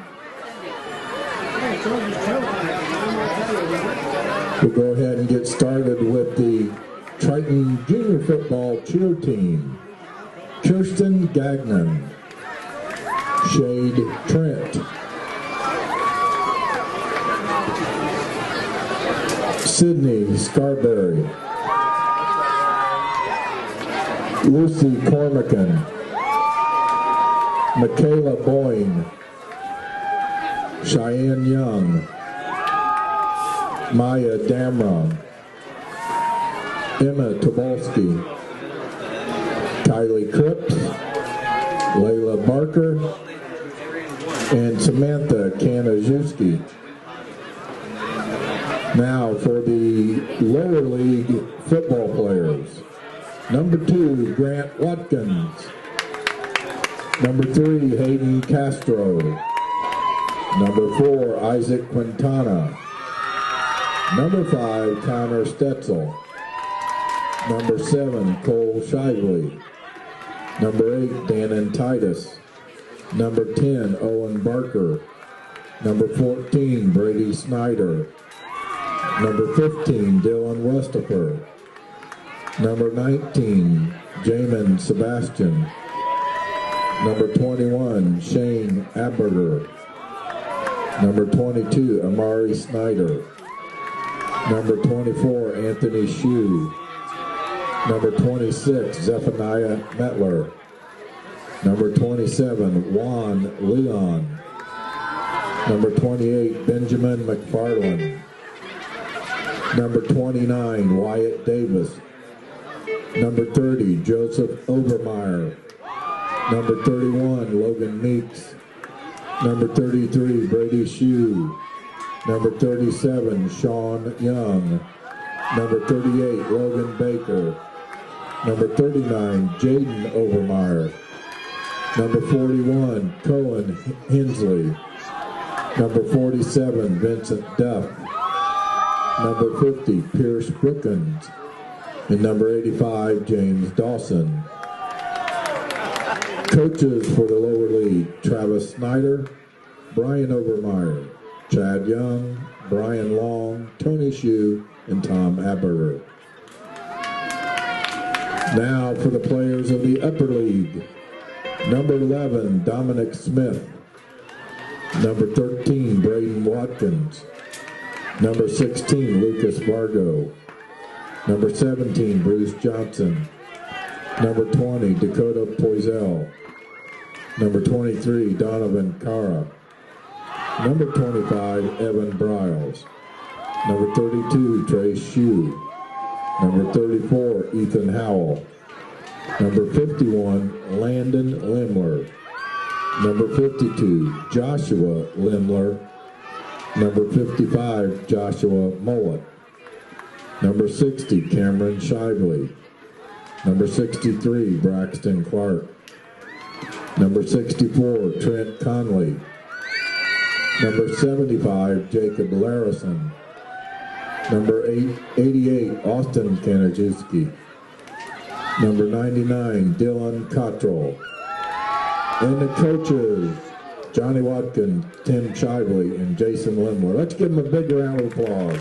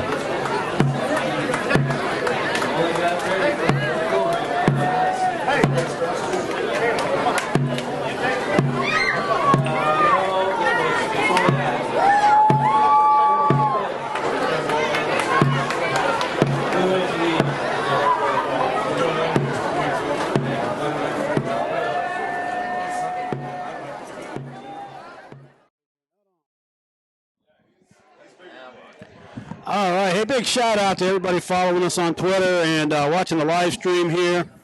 Appreciate you guys chiming in and chirping on us. Let me see if I can get everybody in here. Grant Stichter. Clay Yeo. I'm not real good at this. The Prez Hansel, number 5. Nice.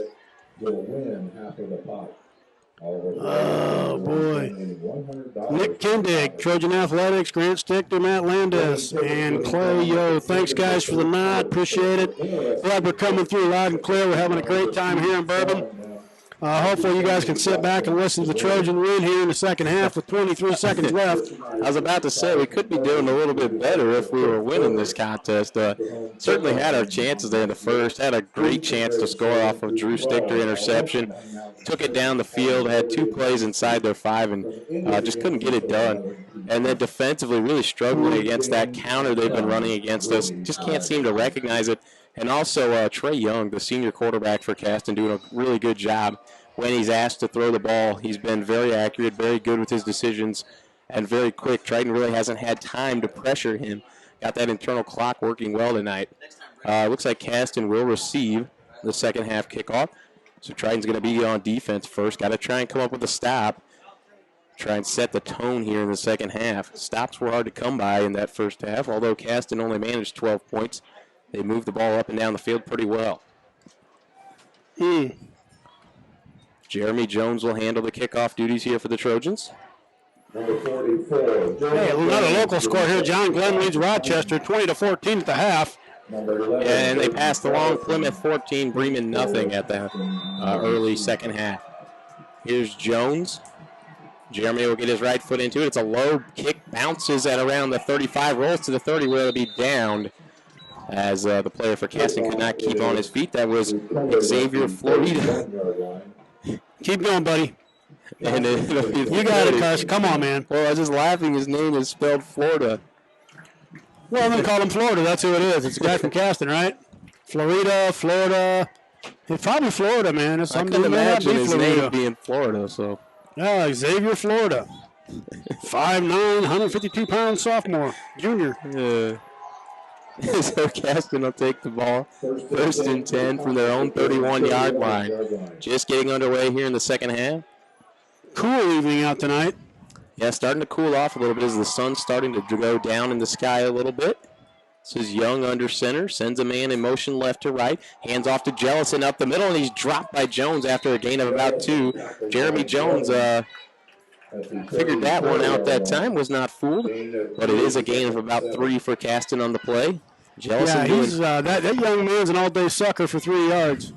He's up the gut for 3 yards every touch. I don't think he's been dropped for a loss more than once. He does a really good job of running north and south. Gets upfield so quickly for Caston. It is just, there's really been a pretty good hole for him to run through for the most part tonight as well.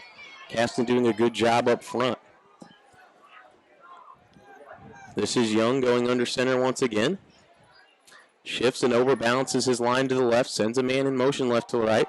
Pitches it to the pitch man. He'll take it up field inside, close to a first down. Now he rambles past the first down, across the 45, and near midfield. Looked like he was going to be stopped near the first down marker. Made a man miss. That's Mosquito. And he picks up first down yardage for Caston. So, Mosquito rambles real.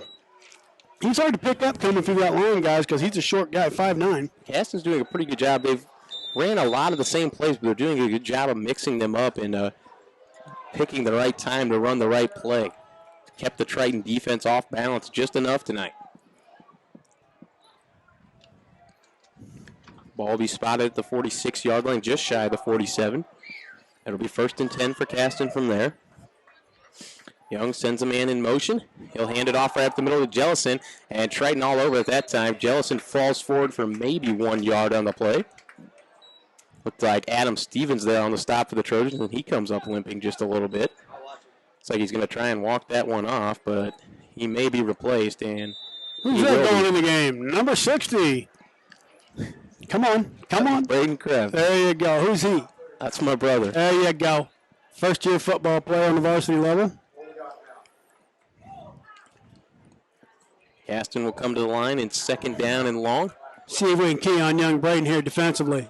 2nd and 9 for Caston. Young under center. Sends a man in motion left to right this time. Hands off, and the misdirection is stuffed in the backfield. Griffin Julian, the first one there for the Trojans. Who else was in that melee? I don't know. I really couldn't see. There were several guys in there. There were. Looked like maybe Nick Harker in there as well for the Trojans. Yep, good gang tackling by the Trojans there on this defensive set. I think that may be the first real loss on a play for Caston tonight. A loss of 2.5 yards there. Triton's had a couple where they stopped him right at the line, or maybe a loss of 1, but that one goes for a solid loss, as it'll be 3rd and 13 for Caston now from their own 44-yard line. That's a gorgeous night here in Bourbon, 73 degrees.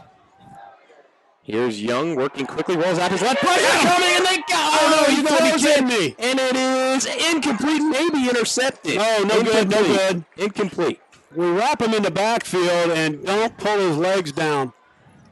I'm not sure what kind of tackling that was there, Carson, but we lost a huge opportunity for a 10-yard loss. It looked like maybe Drew Stichter was the first guy to him that time. It's 4th and 12 anyways. That's a terrible spot where the far judge is and the ball marker is. But it's a spot, no doubt. And we're going to see the first punt tonight from Caston as Braden Jellison is ready to kick this one off. He's going to kick to Jarrett Kreft. The snap is low. It's on the ground. Jellison picks it up. He's going to try and run with it and is knocked down out of bounds. He goes, and it'll be a loss on the play of about a yard. Triton will take it over. Caston doesn't get the punt off, and Triton's going to get great field position, and they come up with a stop on Caston's first possession. Something we didn't see very much in that first half. Mumbling, stumbling in the backfield there as the ball just trickles through.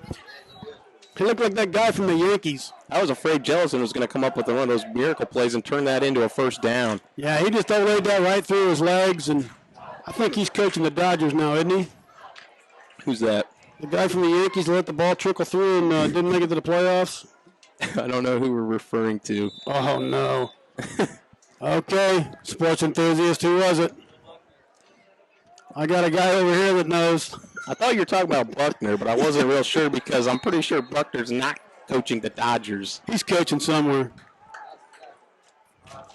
There's a loss on the play for Triton as Jones is wrapped up in the backfield. Nothing doing that time. Caston all over that one. They move him back to the 44. It is a loss of 4 on the play. It'll be 2nd down and 14 for Triton. Triton's first possession offensively here the second half. Adam Stevens leads him up to the line. He's back in there. That's a good sign after he came out with a little bit of a tweaked ankle defensively. Anderson under center. Jordan hands it on the misdirection to Kreft. Kreft will tuck it and run. Gets through the first line of defense. Still on his feet. Fighting to the secondary. Pulling him in with him as he picks up first down yardage for the Trojans. That guy's a pit bull right there. He wasn't coming down. Carson said, Kreft said, give me the ball. Give me the ball.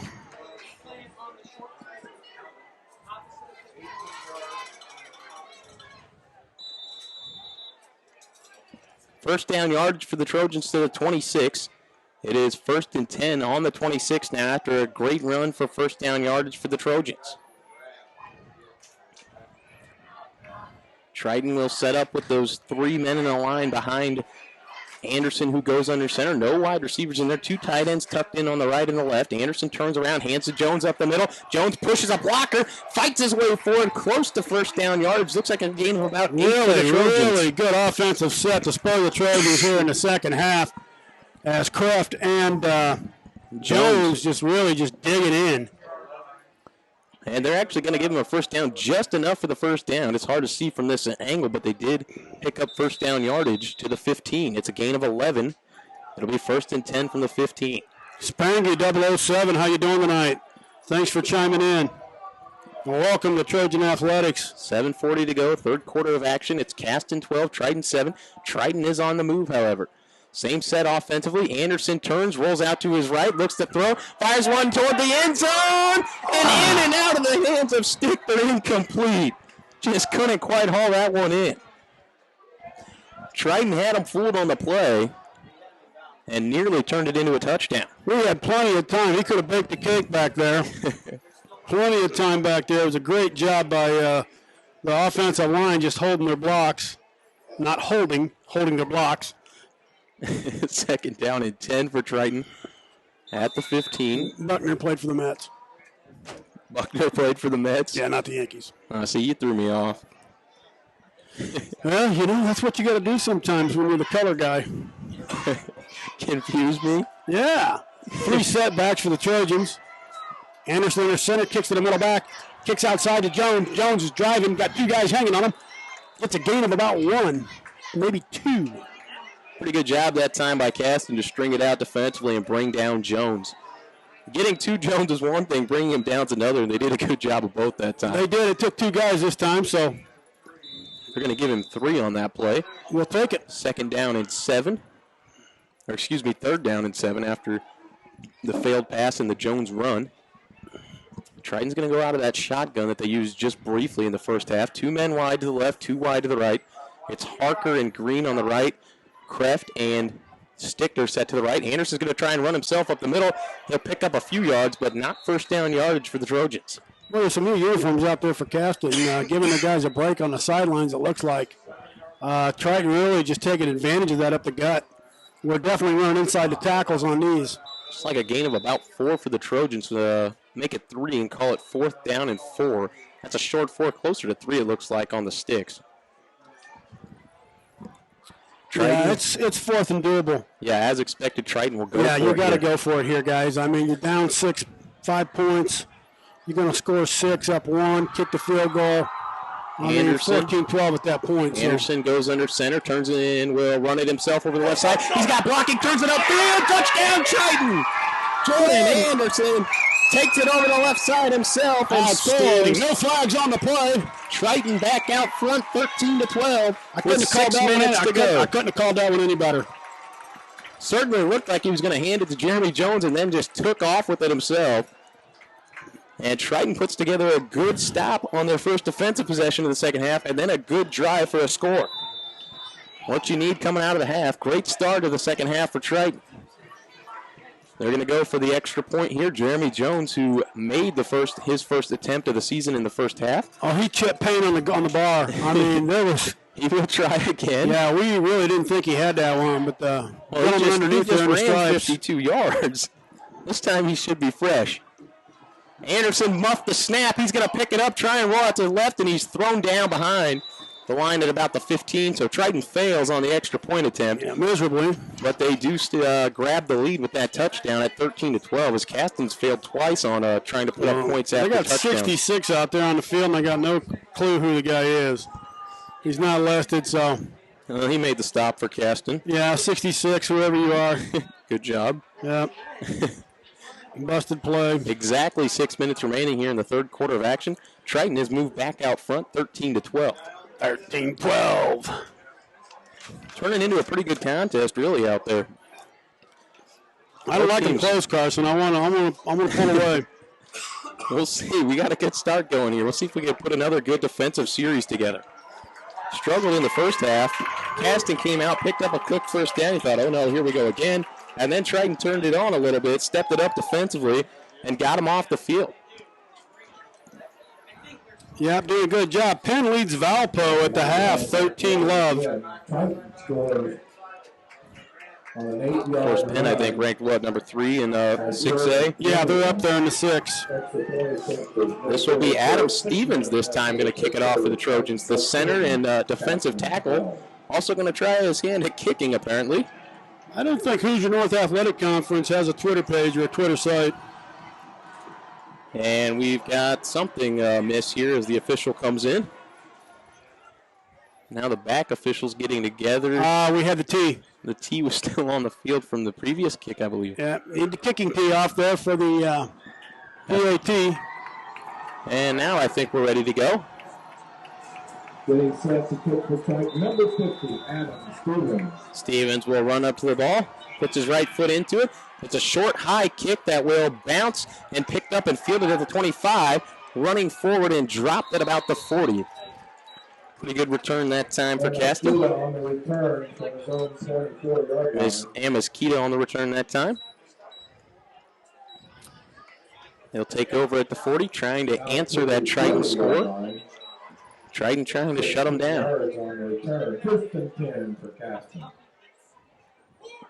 5:55 left, Third quarter of action. It's Triton 13, Caston 12.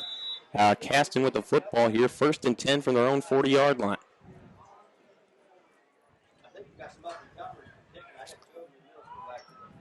Here is Young under center. No change in the offensive set for Caston. Still running that same 2 wing back, 1 running back look as they hand it to Jellison, and he goes for good yardage, about 7 yards. Untouched until he fell down. Over the left side. That right side defense of Triton is wide Jellison's hurt, Bill. What? He's limping badly as he walks back to the huddle. Oh, we don't need that for Caston. We need that for Triton, but not for Caston. I hope the kid's okay. Looks like a muscle spasm maybe in the back. He's just trying to stretch that out a little bit. Looks like he's going to shake that one off. He's staying in the game. Yeah, kid's well of a ball player. Doing a great job for the Comets tonight. Did pick up 7 on that last run. He's stretching that back out a little bit. It'll be 2nd down and 3 here for Caston. Young goes under center. Jellison is back behind him. Now they'll send him man left to right. They pitch it to him. Heading over the left side. Upfield, it's a 1st down. A gain of about 5. Balls on the ground, and I think maybe Triton has it. It is Triton football. Jellison's going to take a break here. He's on the ground. He took a shot there coming through the line. He was not the cheap shot. Not the ball carrier. Amisquita had the ball that time, and he fumbled it at the end of what was a pretty good run, really. Yeah, it looked like it. But, yeah, the young man, he just got to get over that spasm. 2nd turnover of the night for Caston. You see who got the tackle, Carson? 2nd turnover of the night for Caston. Triton to this point has played turnover free, and has maybe a big difference in this game because you better be wrapping in some wood, Carson. Because both of those turnovers for Caston were right in the middle of good drives. They had good drives going. Looked like a promising start. This one was just getting going, but they were across Triton. They just picked up a 1st down. They were into Triton territory. And now it's Triton football going the other way, just like that. Got to hold on to the football. Yeah, that workhorse for Caston, he's still down getting the old leg taken care of on the cramp. Yeah, and as much as he plays and as much as they rely on him, you can kind of understand how he would. Eric Callahan's out there for Triton. He's our athletic trainer. Does a great job, been here for several years. Really appreciate all Eric does. 5 minutes, 5:01 to go here. Trojans by 1. I think it's a case Jellison's up. Yeah, he just had to stretch it out. I'd get some icy out or something on that. Get a little fluid in him. I think he'll be good to go. Get some fluids. Certainly seems like the type of kid that'll get back in this ballgame. Yeah, definitely a gamer. He's not going to sit on the sidelines very long, but, well, he's going to lay on the sidelines now. 5:01 to play, 3rd quarter. It's Triton 13, Caston 12. Triton with the football at their own 45-yard line and trying to get something going offensively. Just scored a touchdown on their last drive, trying to carry the momentum into this drive and maybe get a little breathing room here. Yeah, I don't like where he's laying on the sidelines over there. Just past the. Yeah, he's right on the. Just past the right down from the 1st-yard marker, awful close to the field over there. Anderson under center with the 3 backs behind him in a line. Anderson turns and pitches it to Kreft, heading left. He turns it upfield, makes a man miss, goes across the 50. It's a run of about 7 or 8 yards. I'm gonna give him 9. I'm giving him 9. See where they put it down at 8 or 9 on the play. Jarrett Kreft is, I'll tell you, he's a wily little guy out there. Cutting up through there, little juke and shake for 9 yards. Well, they'll give him 8. They call it 2nd down and 2 here. This is the Triton Trojans Sports Network. 9. 8 yards. Jordan Anderson will go under center. He's got the 3 men behind him. Kreft to the right, Jones in the middle, and Malachi Greene to the left. He turns and hands it to Jones right at the middle. 1st down for Jeremy Jones as he's tackled just as he crossed the 1st down yardage. Look at the smallest guy covering the middle for Caston. Number 7, Cowell. 5'8", $143 sophomore. He's in the middle of that defensive 4-3. Well, as we mentioned, not a lot of guys on the roster for Caston, so maybe some guys playing out of position a little bit. Lost 2. The one got thrown out of the game. Yep. For dancing out there with Gage Waddle, who's also gone. Yeah, Gage also thrown from the game. Yeah, I talked to the folks at halftime. I asked where he got the temper from, and Mama said me. Under center's Anderson. Triton 1st down at 10. Looks like a broken play. Anderson will take it up the middle himself for maybe a yard. Well, at least there wasn't a loss. Looked like he expected Jeremy Jones to grab the ball. Didn't happen, and he just tried to make something out of it. Yeah, not getting any scores for Bremen. Anybody got a score out there for the Bremen game tonight? Not that I care about Bremen, but I'd just like to know where they're at and who they're playing. I could probably look it up, but they're playing Plymouth. There we go. A little help here from the booth. Third quarter starting to wind down here. 14-0 Plymouth in the second. Here is Anderson handing to Jones right up the middle, and Jones goes forward for maybe a yard or two. Yeah, I got the Gridiron Digest on my phone here for Twitter, and I'm getting everybody from Central Indiana and South. Clock rolls under 3 minutes to go. Third quarter of play. Triton facing third and long just inside Caston territory at the Caston 44. Third down and 8. Here's a dogfight. Warren Central 27, Center Grove 21, 3:10 in the third quarter. That's a 6A dogfight right there. Anderson under center for the Trojans.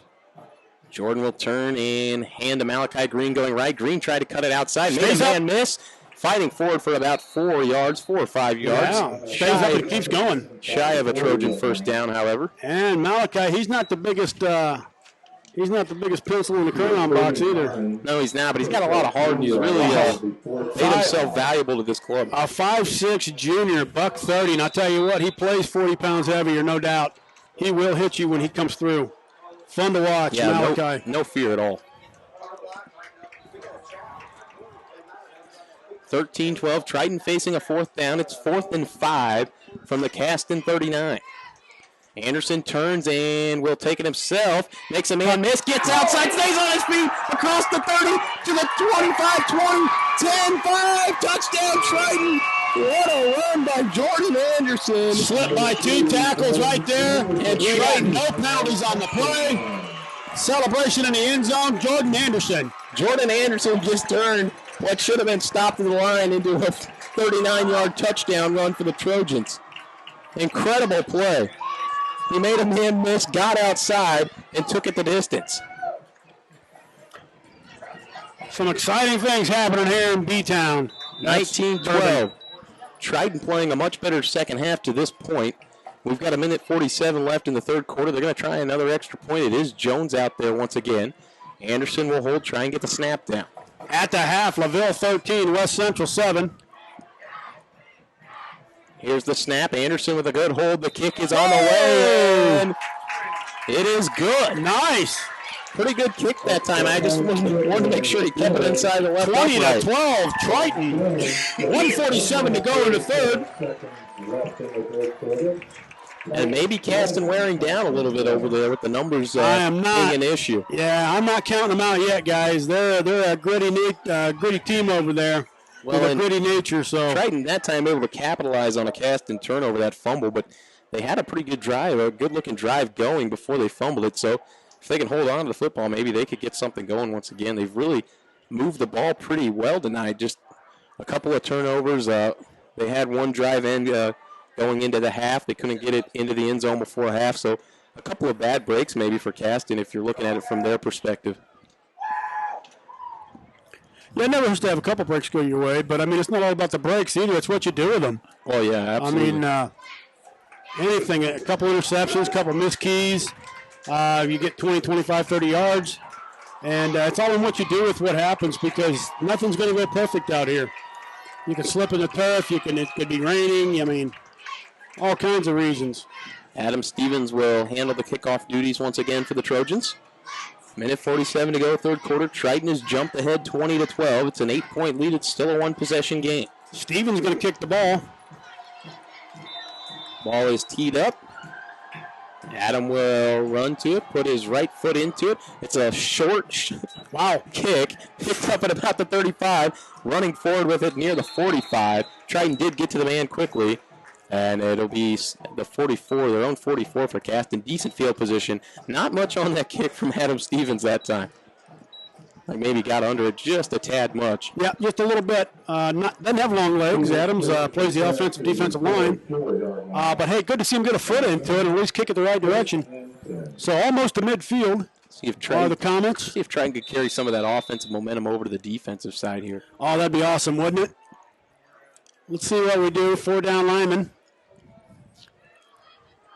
4 down linemen, 4 linebackers in there as well. Triton just playing one high safety. It is pitched outside, and we've got a penalty. Yeah, that was a movement.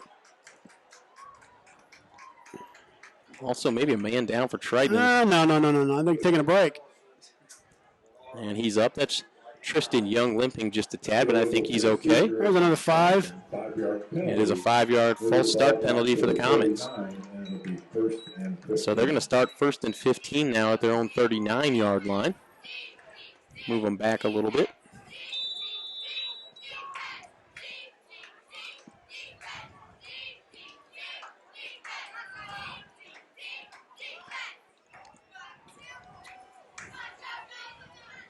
Caston will come to the line. Going under center is Trey Young. Young with Jellison behind him, turns and hands to Jellison. Jellison cuts it upfield. Good gain on 1st down. It's a 9-yard pickup. More than half of that back. Looks like he's got 5 to go there. All the way out to the 49. Tell you what, Max Slusser's shoes are very bright out there. I thought it was a flag on the field for a second there. Yeah, those are yellow. Those are gold. I'm sorry, they're gold. Those are bright gold. Bright gold. With a little yellow mixed in. I thought it was a flag, and then he started walking. 2nd down here for Caston, 2nd and 5. Young will go under center. Triton shifting late defensively here. Young takes the snap. Hands it off. Fumble! Triton jumped on it. Griffin Julian with the recovery for the Trojans. Hello. This looked like a mix-up between Young and his running back that time. They didn't get the handoff. Trojans there to capitalize for the 3rd turnover. Is that 3rd turnover, Carson? Yeah, 3rd turnover. Caston's starting to hurt themselves now. Starting to beat themselves a little bit. See if Triton can take advantage again. Last score was off a fumble from Caston. You know what I always think about in these games like this, when you're getting down into the late, it's 20-12 with 56 seconds to go in the 3rd. You know what I'm thinking when we go into the 4th quarter with an 8-point lead? It's an awful long ride home back to Caston. Yeah, absolutely. And these kids know it. They're going to fight in this 4th quarter. No doubt about it. You bet they are. 3 men behind Anderson, who goes under center. Jordan hands it to Jeremy Jones, who just drives this straight forward through a crowd of Caston defenders for a gain of about 8 or 9. Yep. Went up the right side there, up the 2-hole, and right up the middle. If he puts his head down and you do not grab his legs and you try and tackle him up high, he is going to run through you for some yards, and that's the case there. A pickup of 8. So it'll be 2nd down and 2 for Triton. Ball sits on the Caston 34-yard line. Trojans huddling here. Now Triton will come to the line. Looks like they're going to run that same set. 3 backs behind Anderson. Seem to have more and more success out of that the more they've run it tonight. Here is Jordan under center. Waits for the snap, takes it. Jordan will take it himself over the right side. Plunges forward for a gain of maybe 1. Yeah, kicking that out to Malachi would have been a good move right there because he had the defenders all sucked in and the sideline was wide open. It is not. It's just shy of a Triton 1st down. Just outside. My best Euchre impression as the clock rolls down to 0s. That'll do it for the 3rd quarter of play. Triton playing their best quarter so far in that 3rd quarter. They outscored Caston, 13-0 there to take an 8-point lead. As they lead 20-12 after 3 quarters. Have the football here. They'll have 3rd and short to start the 4th quarter. Trying to punch in yet another Caston turnover. That's the story of the 3rd quarter there for Caston. They got sloppy. 2 big turnovers, 2 fumbles, and they really couldn't get anything going offensively because of that. And I think they're over there. Caston's over there just trying to regroup right now. He's got his whole team down on a knee over there. And I think he's just trying to tell them, just get back to what we were doing in the first half, hang on to the football, and we can turn this thing around because they really have played some good. They played some good football in that first half. Well, they sure did. And they really they've got some guys that can really run the football. No doubt about it. They got guys that are more than willing to hit. And this has been a good, hard-hitting game. I'm really enjoying it. Hopefully you folks at home are enjoying this on live stream. Again, we want to thank our Chief Engineer and Vice President of Electronics, Orion, for being here on the keyboard. I'll tell you, he's doing a great job, and the camera, and the Twitter, and the Facebook. I mean, there's nothing this guy won't do. Certainly done a wonderful job. How about the fans out here tonight? My goodness, tons of fan here. We got a packed house here tonight for the first game of the season. And you know, it's always good to see they're getting behind the guys. They've been loud and vocal, really trying to use that home field advantage to our advantage. Right. Glenn and Rochester knotted up in the fourth, 2020. Glenn and Rochester. 4, 6, 1. Now Caston will come back onto the field. They're a long huddle over there, 6, 4, 6. trying to get regrouped to start this fourth quarter. Triton, as I mentioned, facing third and short, third and about 1 from the Caston 33-yard line. Triton will. You've been a little quiet. I have been? I don't think it's you. Oh, okay. What was it, the mic? Check. Here is Anderson going under center. 3 men behind him. Triton needs 1 yard to pick up a first down. They hand it to Jones right up the middle. Hit the line, but he drags his man forward. I think very close to first down yardage. This one may require the chains. Outstanding. Great job. It is. Never mind. They're going to give him a Triton first down. Yeah, they got to. I mean, the guy stumbled, bumbled, he went right through it, carrying the guy. That's the thing. Caston knew it was coming, and they just could not bring Jones down before the yard to gain, the line to gain. It is a Triton first down. Jeremy Jones moves the chains for the Trojans. It'll be first down and 10 from the Caston 31. Just getting underway, fourth quarter. It's Triton 20, Caston 12. Triton driving. They hand to Jones, trying to get outside to the left, and he is knocked down after a gain of 1 or 2. Pretty good job that time of Caston containing the edge. Northwood up 16-6 on Jimtown in the third.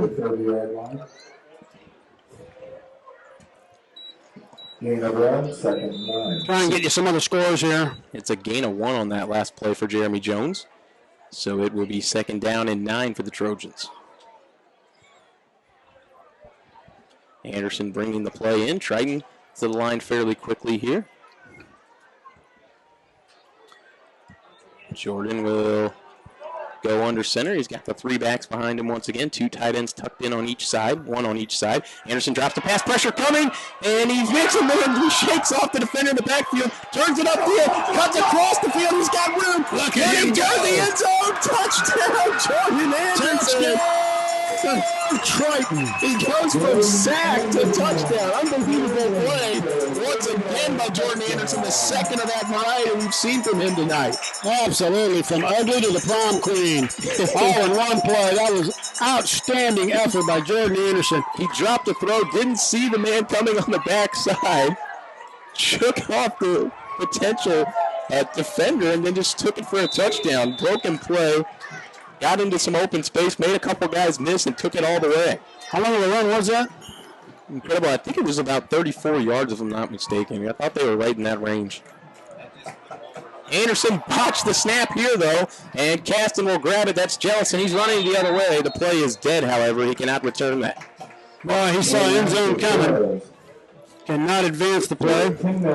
Triton extends this to a 2-possession lead now at 26-12 with a 12-point lead for the Trojans.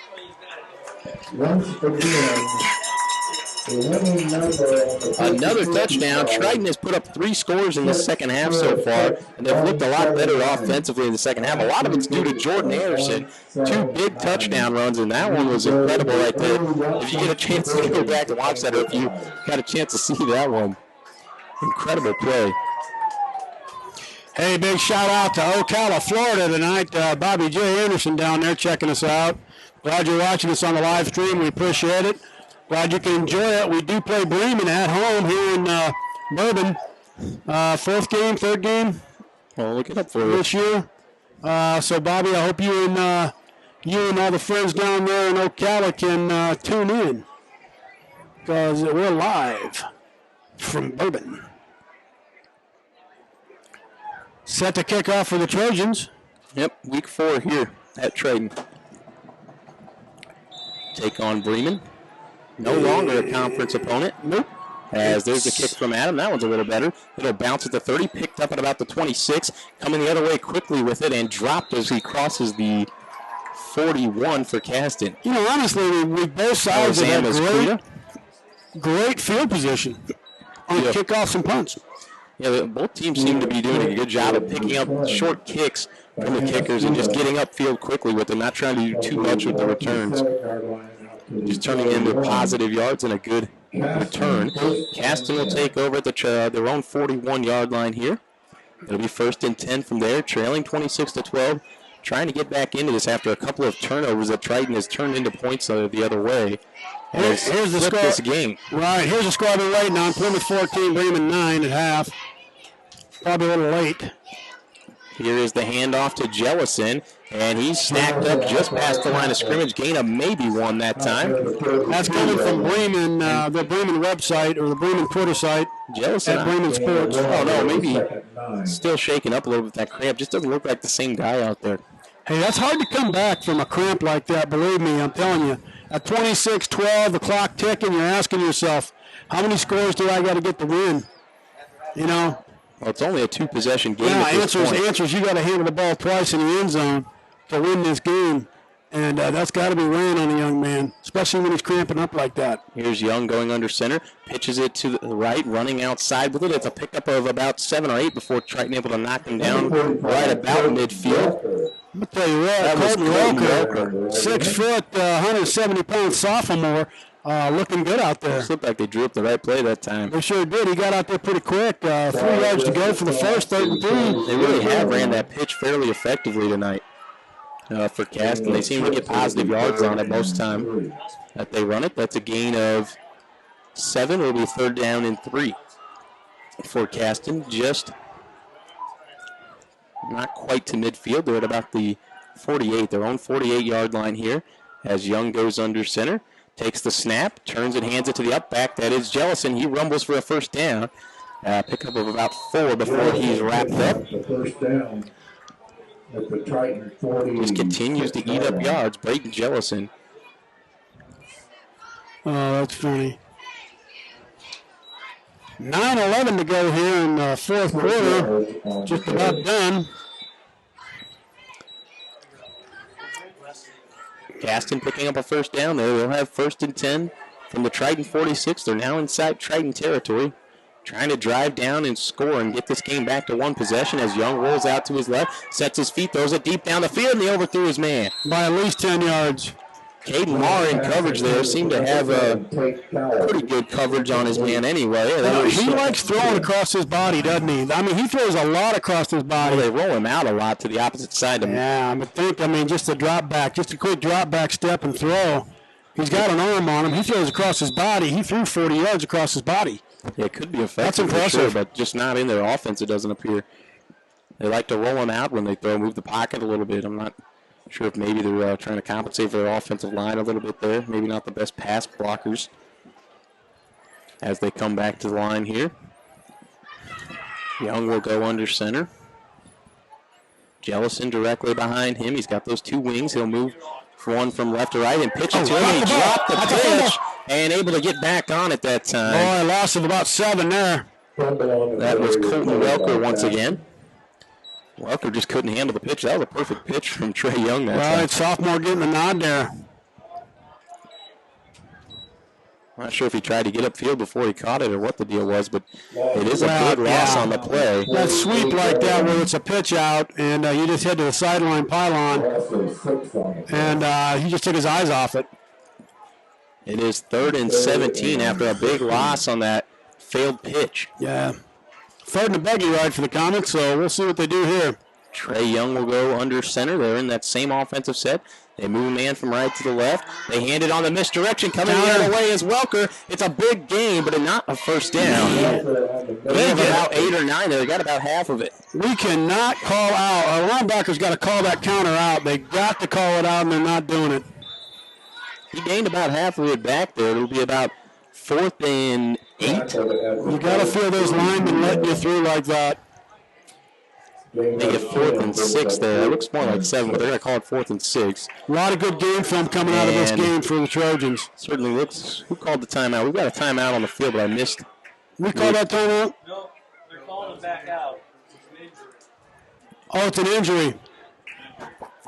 Apparently an injury time. It looks like we got a man cramping on the sideline for Caston, but they're not going to allow the timeout as he was able to get off the field. It will be 4th and 6 for Caston. Triton trying to shut them down on this drive. 7:45 to go here in this contest.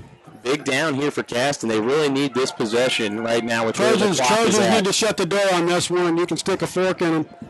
7:35 to go here. We just need to control the ball.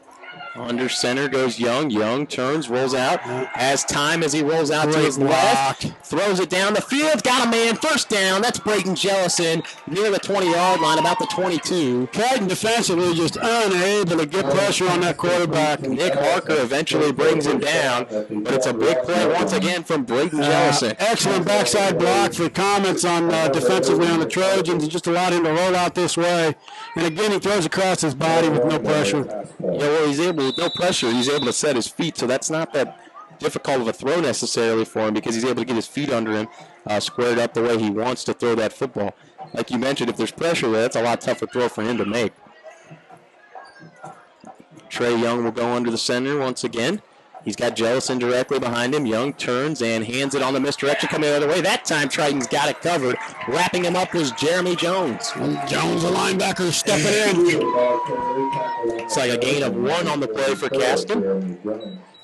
Ball moves to the 20-yard line, right at the 20. Clock rolls to 6:45 left in the contest. 2nd down and 9. I can't believe we haven't teed off that line yet. Somebody's cheating down there, and you got to be able to figure that counter out. And it looks like Jones was able to do that this play. Because he got a hat on that Mosquito guy and did a great job stopping him.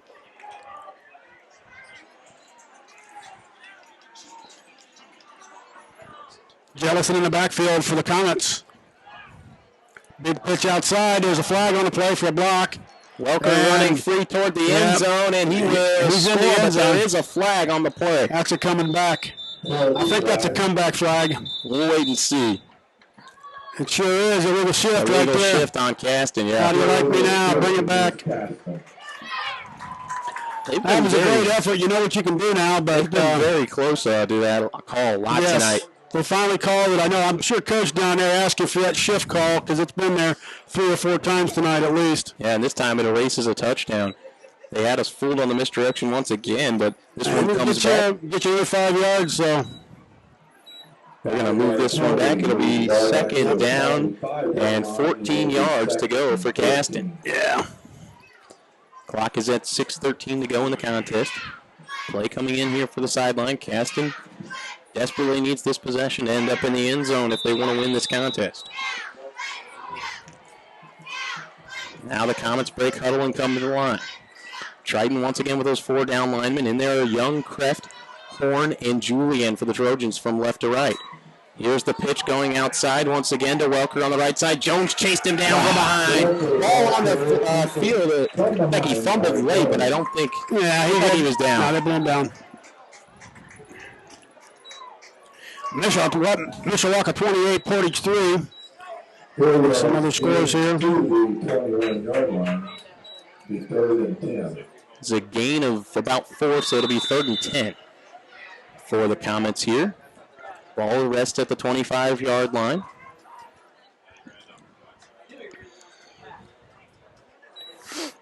Penn leads Valpo in the 3rd, 20-0.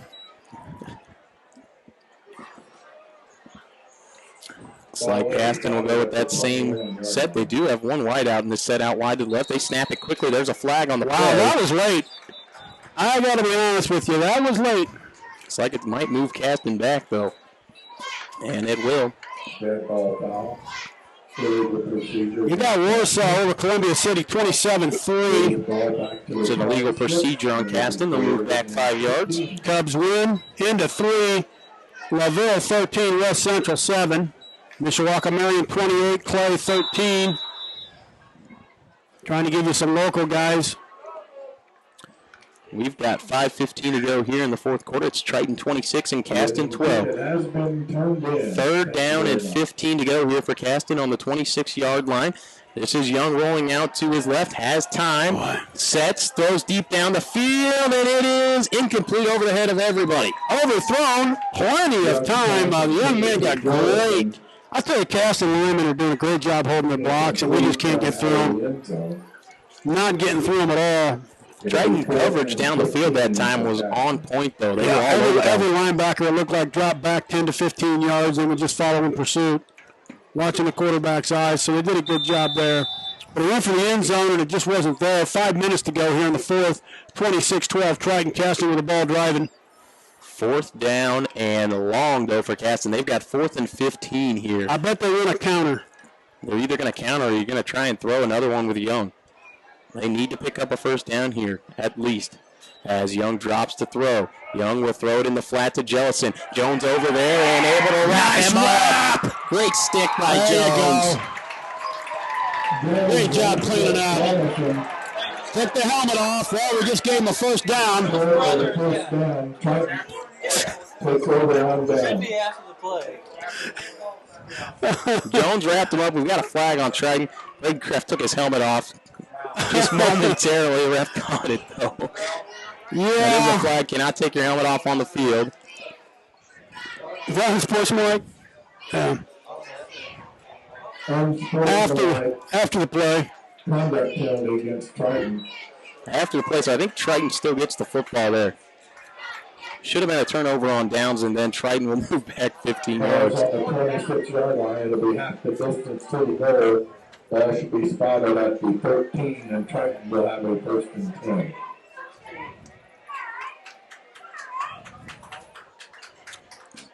It will be Triton football, but they're going to be way back in their own territory here. Well, that just cost you 15, but hey, 4:52 to go here in this contest. Looks like it's going to be probably a half distance to the goal foul here, you would think. Or they just move them back 15 and call it It's a first and chip 10. shot. It's a chip shot. That's what happened. Move them back 15, but it is first and 10. So the ball's on the 13-yard line instead of the 28, but it is first and 10 for Triton.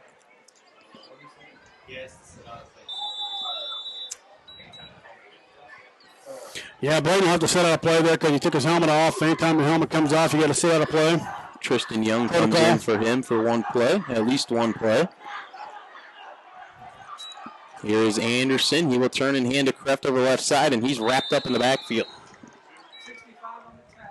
I'm telling you what, 65 on the tackle there. Trenton Howard, the 5'10", 166-pound junior, right there to make the stop on Kreft. Most important thing here for Triton, though, is run the football, let the clock roll. Absolutely. And that is the case now. Clock running down to under 4:30.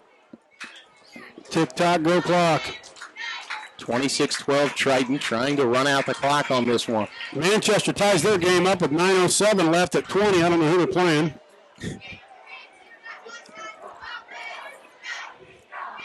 Under center is Anderson with the 3 backs behind him. Jordan is ambushed as he took the snap and sacked in the backfield. Coming across right as it was snapped that time for Caston. Wow. That was number 52, Phoenix Singleton. Phoenix Singleton. Incredible play that time. And it moves Triton back. It's a loss of a few on the play. It'll be 3rd and 16. So it's a loss of about 6 on the play. Timeout for Caston with 3:58 left in the contest as they try and preserve the clock as much as they can. Caston's second timeout. That's the second half. They have one timeout remaining. 26-12, Caston with 1 timeout remaining here.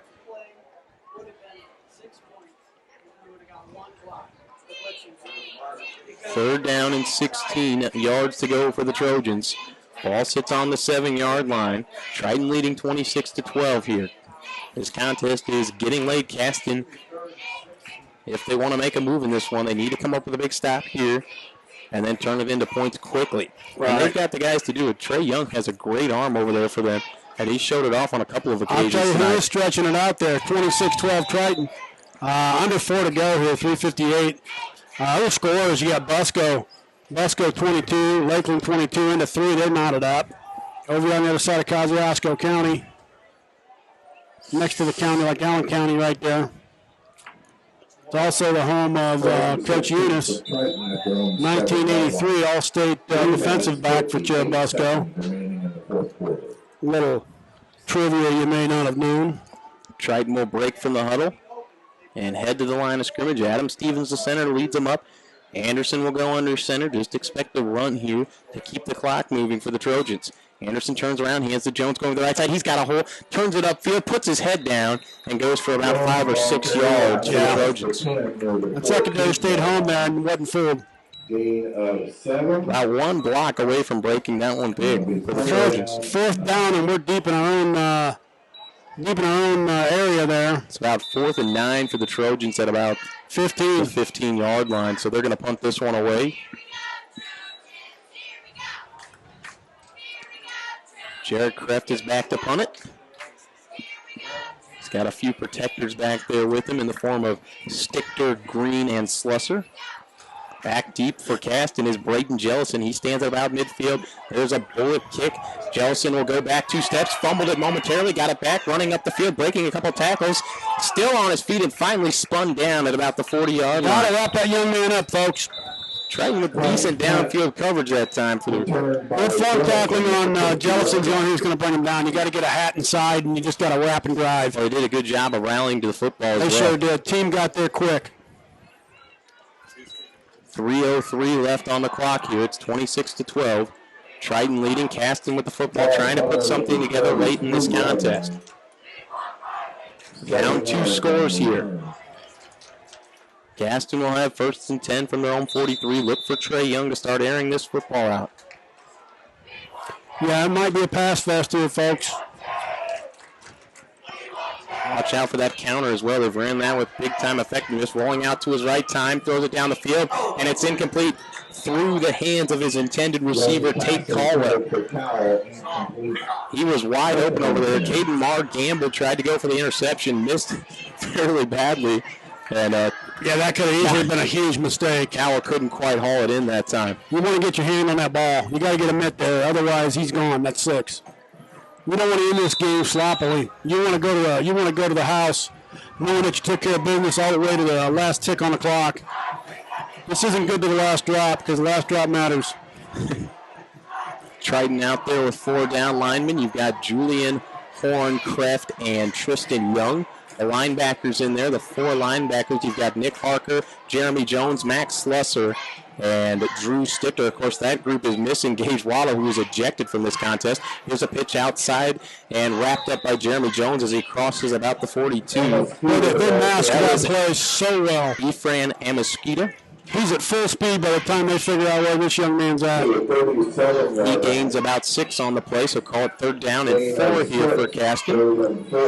Clock continues to run, though, as they decided to run the football that time. Did not stop the clock. Clock rolls to 2:30. It's 3rd down and 4 from the 37-yard line. Play run in by Caston, wasting a lot of time here between plays are the Comets. Yeah, you would think they would be on the ball and they'd already got it. I mean, you're almost to 2 minutes here. And they need 2 scores at this point. Going under center this time is Young with a little bit of an offset eye look, and there's a flag on the play. Delay of game on Caston. Couldn't quite get that one off. And that's what I'm talking about. Shot on the play clock. You got to know where you're at. That's what I'm talking about. In this situation, that should not be a problem for the Comets. Yeah, I don't know what play they're waiting to call. Timeout. Okay, they're going to pick the flag up, it looks like. And it's a timeout for Caston. I believe. 2:08 on the clock. That's kind of handy, don't you think?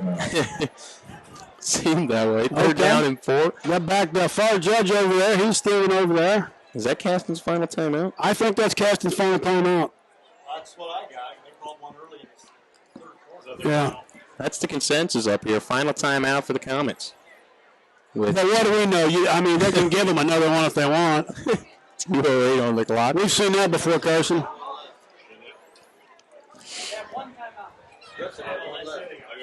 They've got one left over there. Thanks, Coach. 1 timeout remaining for Caston now. We figured it out. They have 1 left after this one. So 2:08 to go. Caston has 1. 26-12. Triton leading Caston late in the 4th quarter here. They will come to the line. Young will go under center. 2:08 to play. Jellison a few steps behind him. They've got those 2 wings in there. And 1 man wide to the left, 1 wide to the right. Young drops the throw, whips a pass across the field. It's caught. Malachi Greene able to spin his man down, but not before a 1st down to the 25-yard line for Caston. A lot of chest tackling here for the Trojans in that secondary. That's Eli Douglas picking up the 1st down, and that's what you were talking about. Just let him drop back and throw it. Just a quick 3-step drop that time for him. At the 24-yard line. Got a cramp going on out there. Yards on the pass play. Billy Smith making an appearance here for the Trojans. All right. Welcome, Billy. Late in this game, I believe it's his first action tonight. Dropping to throw is Young, throws it in, incomplete, in and out of the hands that time of the intended receiver, Tate Caldwell. Second and 10. Hit his man again, though. Right in the numbers, just couldn't hang on to that one. Looked like maybe he lost sight of it as Max Slusser jumped up and nearly deflected that pass. 1:51 to go here. Second down and 10 for Caston from the 24-yard line. The Triton 24s, they're driving, trying to put something together here late. Wide to the right, they've got one man. Wide to the right is Douglas. Wide to the left, they've got Caldwell. Young will drop to throw. Sets, throws it deep down the field. Incomplete. Malachi Greene able to knock it away. No flag on the play. Coming over to hit him and clean up the play was Jarrett Kreft. Looks like we had some late pressure that time also on Wow, there hasn't been a whole lot of that this game in the backfield on the Comets, I can tell you that. got a little late pressure on him that time, maybe underthrew it a tad. Minute 45 now as 6 seconds ran off the clock on that incomplete pass. It is 3rd and 10 now from the 24.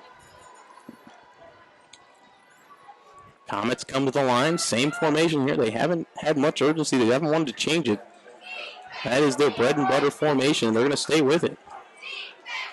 And there's someone jumping across for the Trojans. Oh, here we go. $1:45 to go, and we're miscuing. Looks like it's the 15. Encroachment against Triton. 5-yard penalty, moves the ball to the 19. Dylan Hensey was over there. It looked like he may have jumped for the Trojans. Just a little.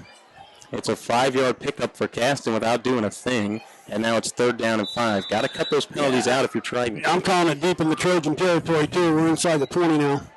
Here's Young throwing and incomplete. That time completely missed his man. Incomplete pass. Not close that time as he was looking for Caldwell again. So it'll be 4th down and 5 with 1:41 left.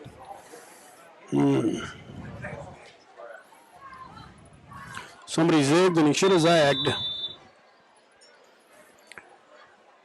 Clock is at 1:41. It's 4th down here for Caston. They've got 4th and 5 from the 19. Need to convert this to keep the drive alive in hopes of coming back and winning this. Caston definitely not afraid of 4th down and 5.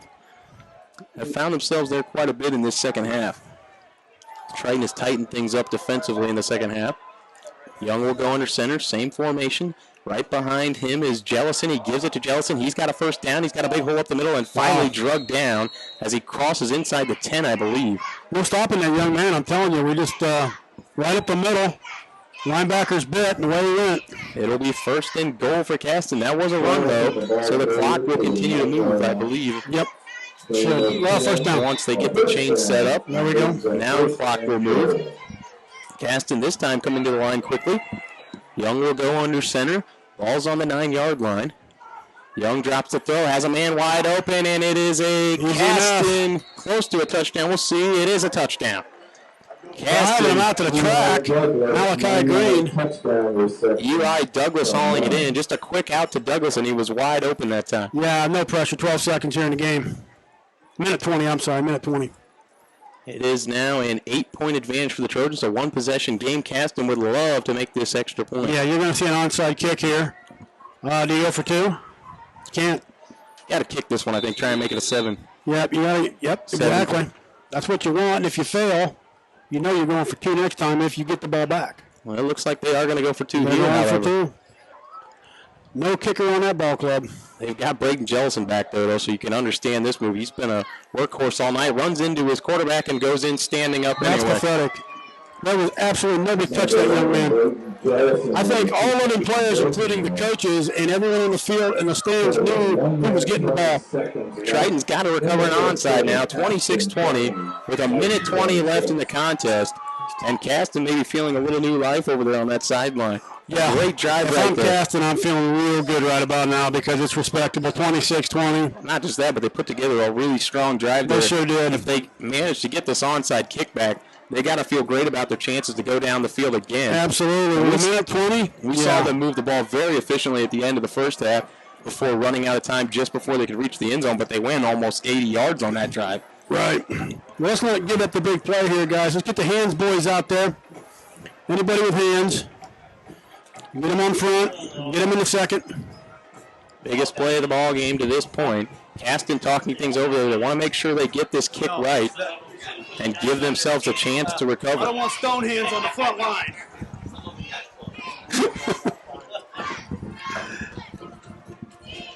See how Caston tries to approach this. Yeah, I'd move everybody up. Yeah, move it up, move it up, move it up. Keep the one guy back. Keep him honest. We're not going to kick this ball away. There's absolutely no way, and you got to watch the 10 yards. And Triton doesn't seem to be on it, Bill. They're going with the regular setup here. Now he's sending everybody to the far side of the field. Not sure. It looks like a mix-up almost from the Trojans, like they haven't practiced this. Man, you better call. Oh, boy. He better, yeah, he needs you a guys are timeout. watching the same thing we're watching. Here we go, here we go, Here's here we the go. kick, and it is fielded cleanly by the Trojans. Dylan Hensley coming up with it. Hensley with the hands. Man, Caston, that was a kind of a poor kicker. They had the whole other side of the field. I mean, I'm thinking, if you can kick it over there, Triton gave him the whole side of the field. Now, what's the chances of him kicking it hard enough to get it out? Not much. I mean, I don't think he can kick it that far on purpose. They're not good kickers here. I mean, neither team has a really good kicker off that tee. And you'll see that in a lot of 1A schools. Yeah. It's been the case. You're getting 20, 30 yards maybe on your kick, which when it hits, what you want is that low kick that's going to bounce. Yep. You want that thing rolling, bumbling, stumbling. Minute 17. See what Triton does here. They got one timeout left. Caston, I believe, has one timeout left as Anderson goes under center. Anderson will turn and hand it to Jones. Jones going strong up the middle, puts his head down and runs for about a gain of 7, maybe 8 on the play. We'll see where they put that one down. Good, strong run right up the middle from Jeremy Jones. Jones just went over 100 yards for the night. Clock rolls under 1 minute. Rolling back just like he did last year. It is 2nd down and 4 for the Trojans. Clock at 50 seconds. Caston, if you have any chance in this one, needs to come up with a stop on this set of downs. You got to get a fumble. You got to get a turnover. You've got to get a turnover pretty quick because the clock's running at 41. Let it roll down inside the 5-second count. Anderson going to take all the time that play clock will give him. Smart move. Turns and hands it to Jones. First down. First down. Nice job. And that should wrap this one up as Jones picks up a Trojan first down. Triton playing a pretty good second half here. They built a little bit of a lead. Caston trying to come back late, but Triton makes the plays they need to. Dylan Hensley able to recover the onside kick. Yeah. And then Jeremy Jones putting it away with a couple of good, strong runs up the middle. Absolutely. 29 seconds to go in this contest. Clock rolling. Play and game. It's a 26-20 Triton lead, just trying to 20 seconds as they finishing stumble. touches on this one. Sachet up to the line they do. It's like maybe an onside 15 formation seconds. for the Trojans. Excuse me, a kneel formation. Anderson will take the snap, takes 2 steps back, and kneels it. There you go. Fans to their feet, 2-1. That's it. Triton wins. They beat Caston on opening night for the 3rd year in a row, 26-20. Not without their struggles tonight, no doubt. They played a much better second half, scoring 3 touchdowns, only allowing the 1 late score to Caston. Absolutely. And then shut them down. They were able to recover that onside, do the things they needed to on that last possession, and finish this one off. Good job all the way around in the second half for the Trojans to pick up their first victory of the season. First victory for new head coach Ron Brown. Gets it started on the right foot. And Triton looking forward to playing LaVille here at home next week. Absolutely. Not a first here, guys. I mean, the first year in the new conference, Hoosier North Athletic Conference. First year head coaches on both sides of the field. Winning in your first game in the Hoosier North. Yeah. Two players ejected in the first game of the year. We did see a couple of guys ejected. I think there was probably some extracurricular with that official, too. I'm not sure that he was real happy about that. So Gage Waddle got a little emotional there. Took it out on a Caston player and got tossed from the game. But how about the resiliency from Triton tonight? They were down at the half, trailing 12-7, and end up winning this thing 26-20. Their defense, they stepped it up defensively. They got a couple turnovers, and then they took care of it. They turned those turnovers into points in the second half, something that they couldn't do in the first half off a big turnover in the first half. Maybe Caston, if you're Caston, when you take away, we just got to take better care of the football. I mean, they got a lot of guys over there with a lot of heart. Braden Johnson fought the whole time. Trey Young's got a good arm. They did a pretty good job up front, so there's something to I think they're going in the right direction over there under their new guy. And hopefully Triton is as well as we start things off on the right foot. 26-20 winners over Caston tonight. Yeah, great win for Coach Brown as he talks his team, gets them together. A lot to work on here tonight, Carson. A lot to work on. There's so much. Yeah, well, you start watching this film, you're going to tell yourself, man, there's just, I mean, when you got them down by 2 scores, you let them come back that easily. You don't defend the middle, and you basically just know the ball's going to their top runner, number 11. I think this is a team that once we get Gage Waddle back and going, he can help that linebacking core a lot because we saw him the last couple of years. He's an outstanding linebacker. Oh. And I think he plays with attitude. As you saw tonight, he plays with attitude. And I think as Drew Stichter and Max Slusser become more comfortable out there at the linebacker position, that helps Triton. And I think there's enough senior leadership on this team to get Gage where he needs to be from a team perspective and help him to understand that, you got to keep him in check. Don't let somebody punk you like that and kind of get your goat a little bit. And you got to understand that you're more important than one play for this team. That's right. And I think he does. It just first night out there, it happens at times, the heat of the moment. More than one play for this team. I like that, Carson. Very, very well spoken. As you can tell, my protege here, Carson Kreft, does a great job tonight. I'm proud to have him here with me, him and Ryan Lemler. Dancing on the keyboard here. Ryan just doing a great job again. Ryan Lemler. So, Ryan Lemler. Let me say that correctly because some people will misspell that or miscommunicate that. Ryan, it's Ryan. So, I'm going to try to get Coach up here for a couple words. Not sure if I can do that or not, but hopefully we can. And I know Jones had him over 100 yards. I'm not sure. I'm not privy to the stats. Well, when you get 52 yards on your first run, you got a good chance of going over 100. And Caston did tighten up on him some to their credit. They started to understand this is the guy we need to key on. But Jeremy's such a physical runner. He was able to get his yards. When he puts his shoulder down, he's tough to stop before he gets 2, 3, 4 yards. Even if you're right there on him, sometimes you feel like he's still able to rip off positive yards. Another guy that, just going back to Gage Waddle, get another guy in there. Once Masen Yeo is able to start playing, that's a big help to this team as well. Another athletic very guy. Athletic guy, 6'4", can jump out of the gym, obviously, as you've seen year in and year out with that young man. It's really nice to have a lot of basketball players out here, the athletes. I mean, I don't know how many are still sitting on the bench, not eligible to play yet because of practices, but I think Coach and the coach's team and the other kids talking to the other kids here at Triton, we've got more kids out this year than I think we've had since I can remember. Well, and that's the main thing that sticks in my mind what Ron Brown's already accomplished. Picks up his first win tonight, but getting the kids out that he's gotten out this season is incredible, and that's what you need to take this team forward. At a small 1A school like this, you need multi-sport athletes to drive every sport. And football hasn't been getting those guys the last couple of years, and it's nice to see them return to the program this season. Absolutely. Coach down here with reporters right now. Don't know if I'll get any time with him tonight, but maybe we'll try to get some later with him and possibly record it so we can play it next time. Now, Coach Brown, in his first year here as a head coach here at Triton, comes away with a win. And the last 2 years we've come away with a win as an opener, which is, I think it sets a good tone, sets a good standard. It's always nice, yeah. Absolutely. But as you mentioned, we've got some tough games coming up. Oh, yeah. Louisville is tough as nails. We saw them last year. They're a very good football program under Will Hostrauser. They're really heading in the right direction. They got a lot of physical guys on the line that'll really just wear you down.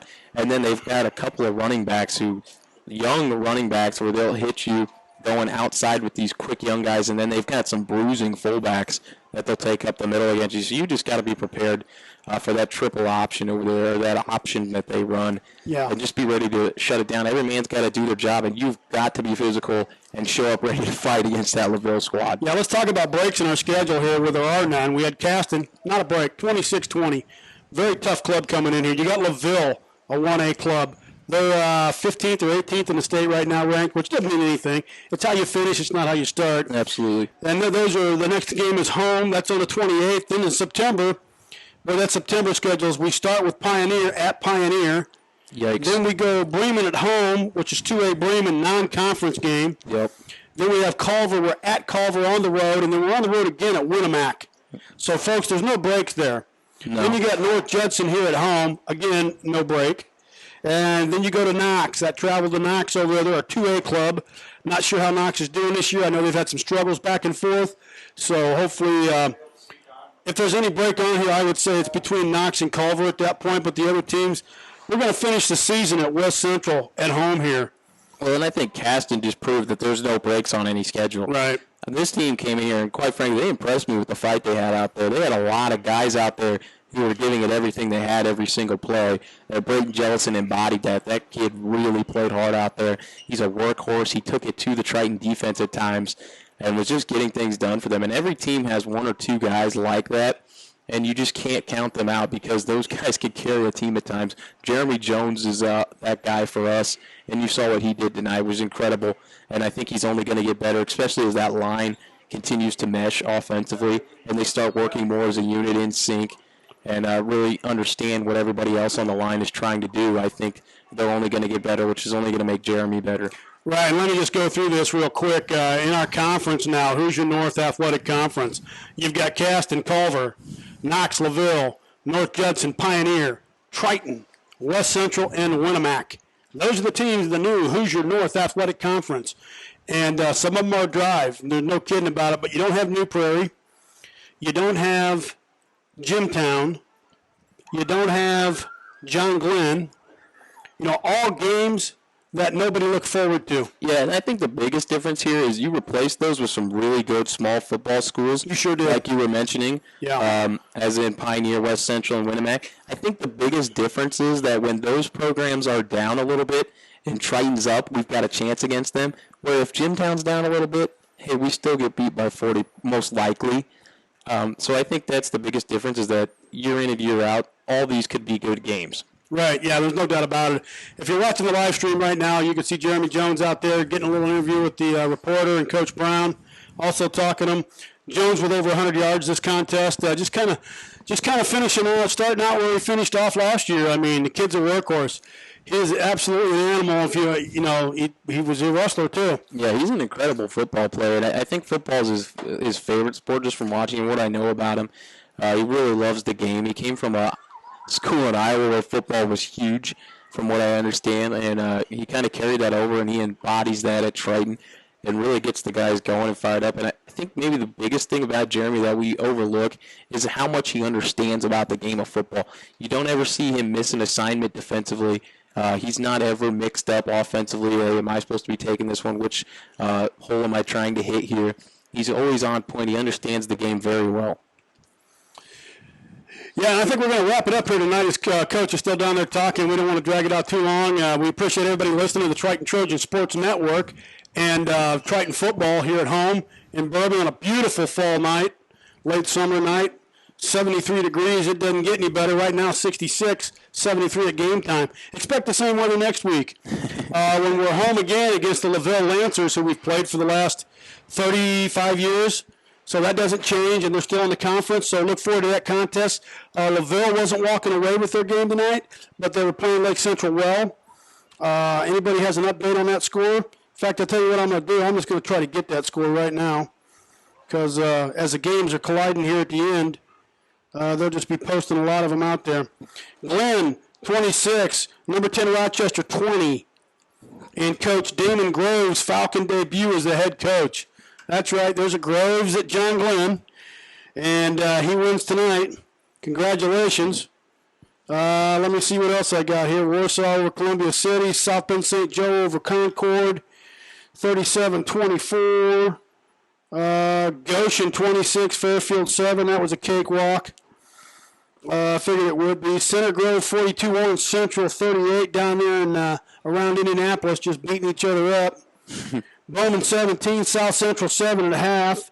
They're an hour behind. Northwood beats Jimtown 16-6. Wow, that's a good win for Northwood. Yeah, not shedding a tear there. As you know, I wouldn't. That's about it. I'm not getting any of the other scores very well. Jones had 19 carries for 113 yards. Congratulations, young man. You played your heart out. You did a great job. I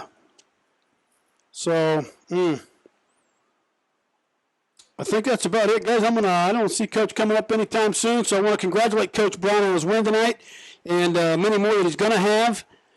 Just a success of Triton football.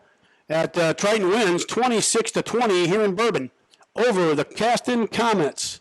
For your Triton Trojan Sports Network, I'm Bill Keel. And I'm Carson Kreft saying good night and God bless.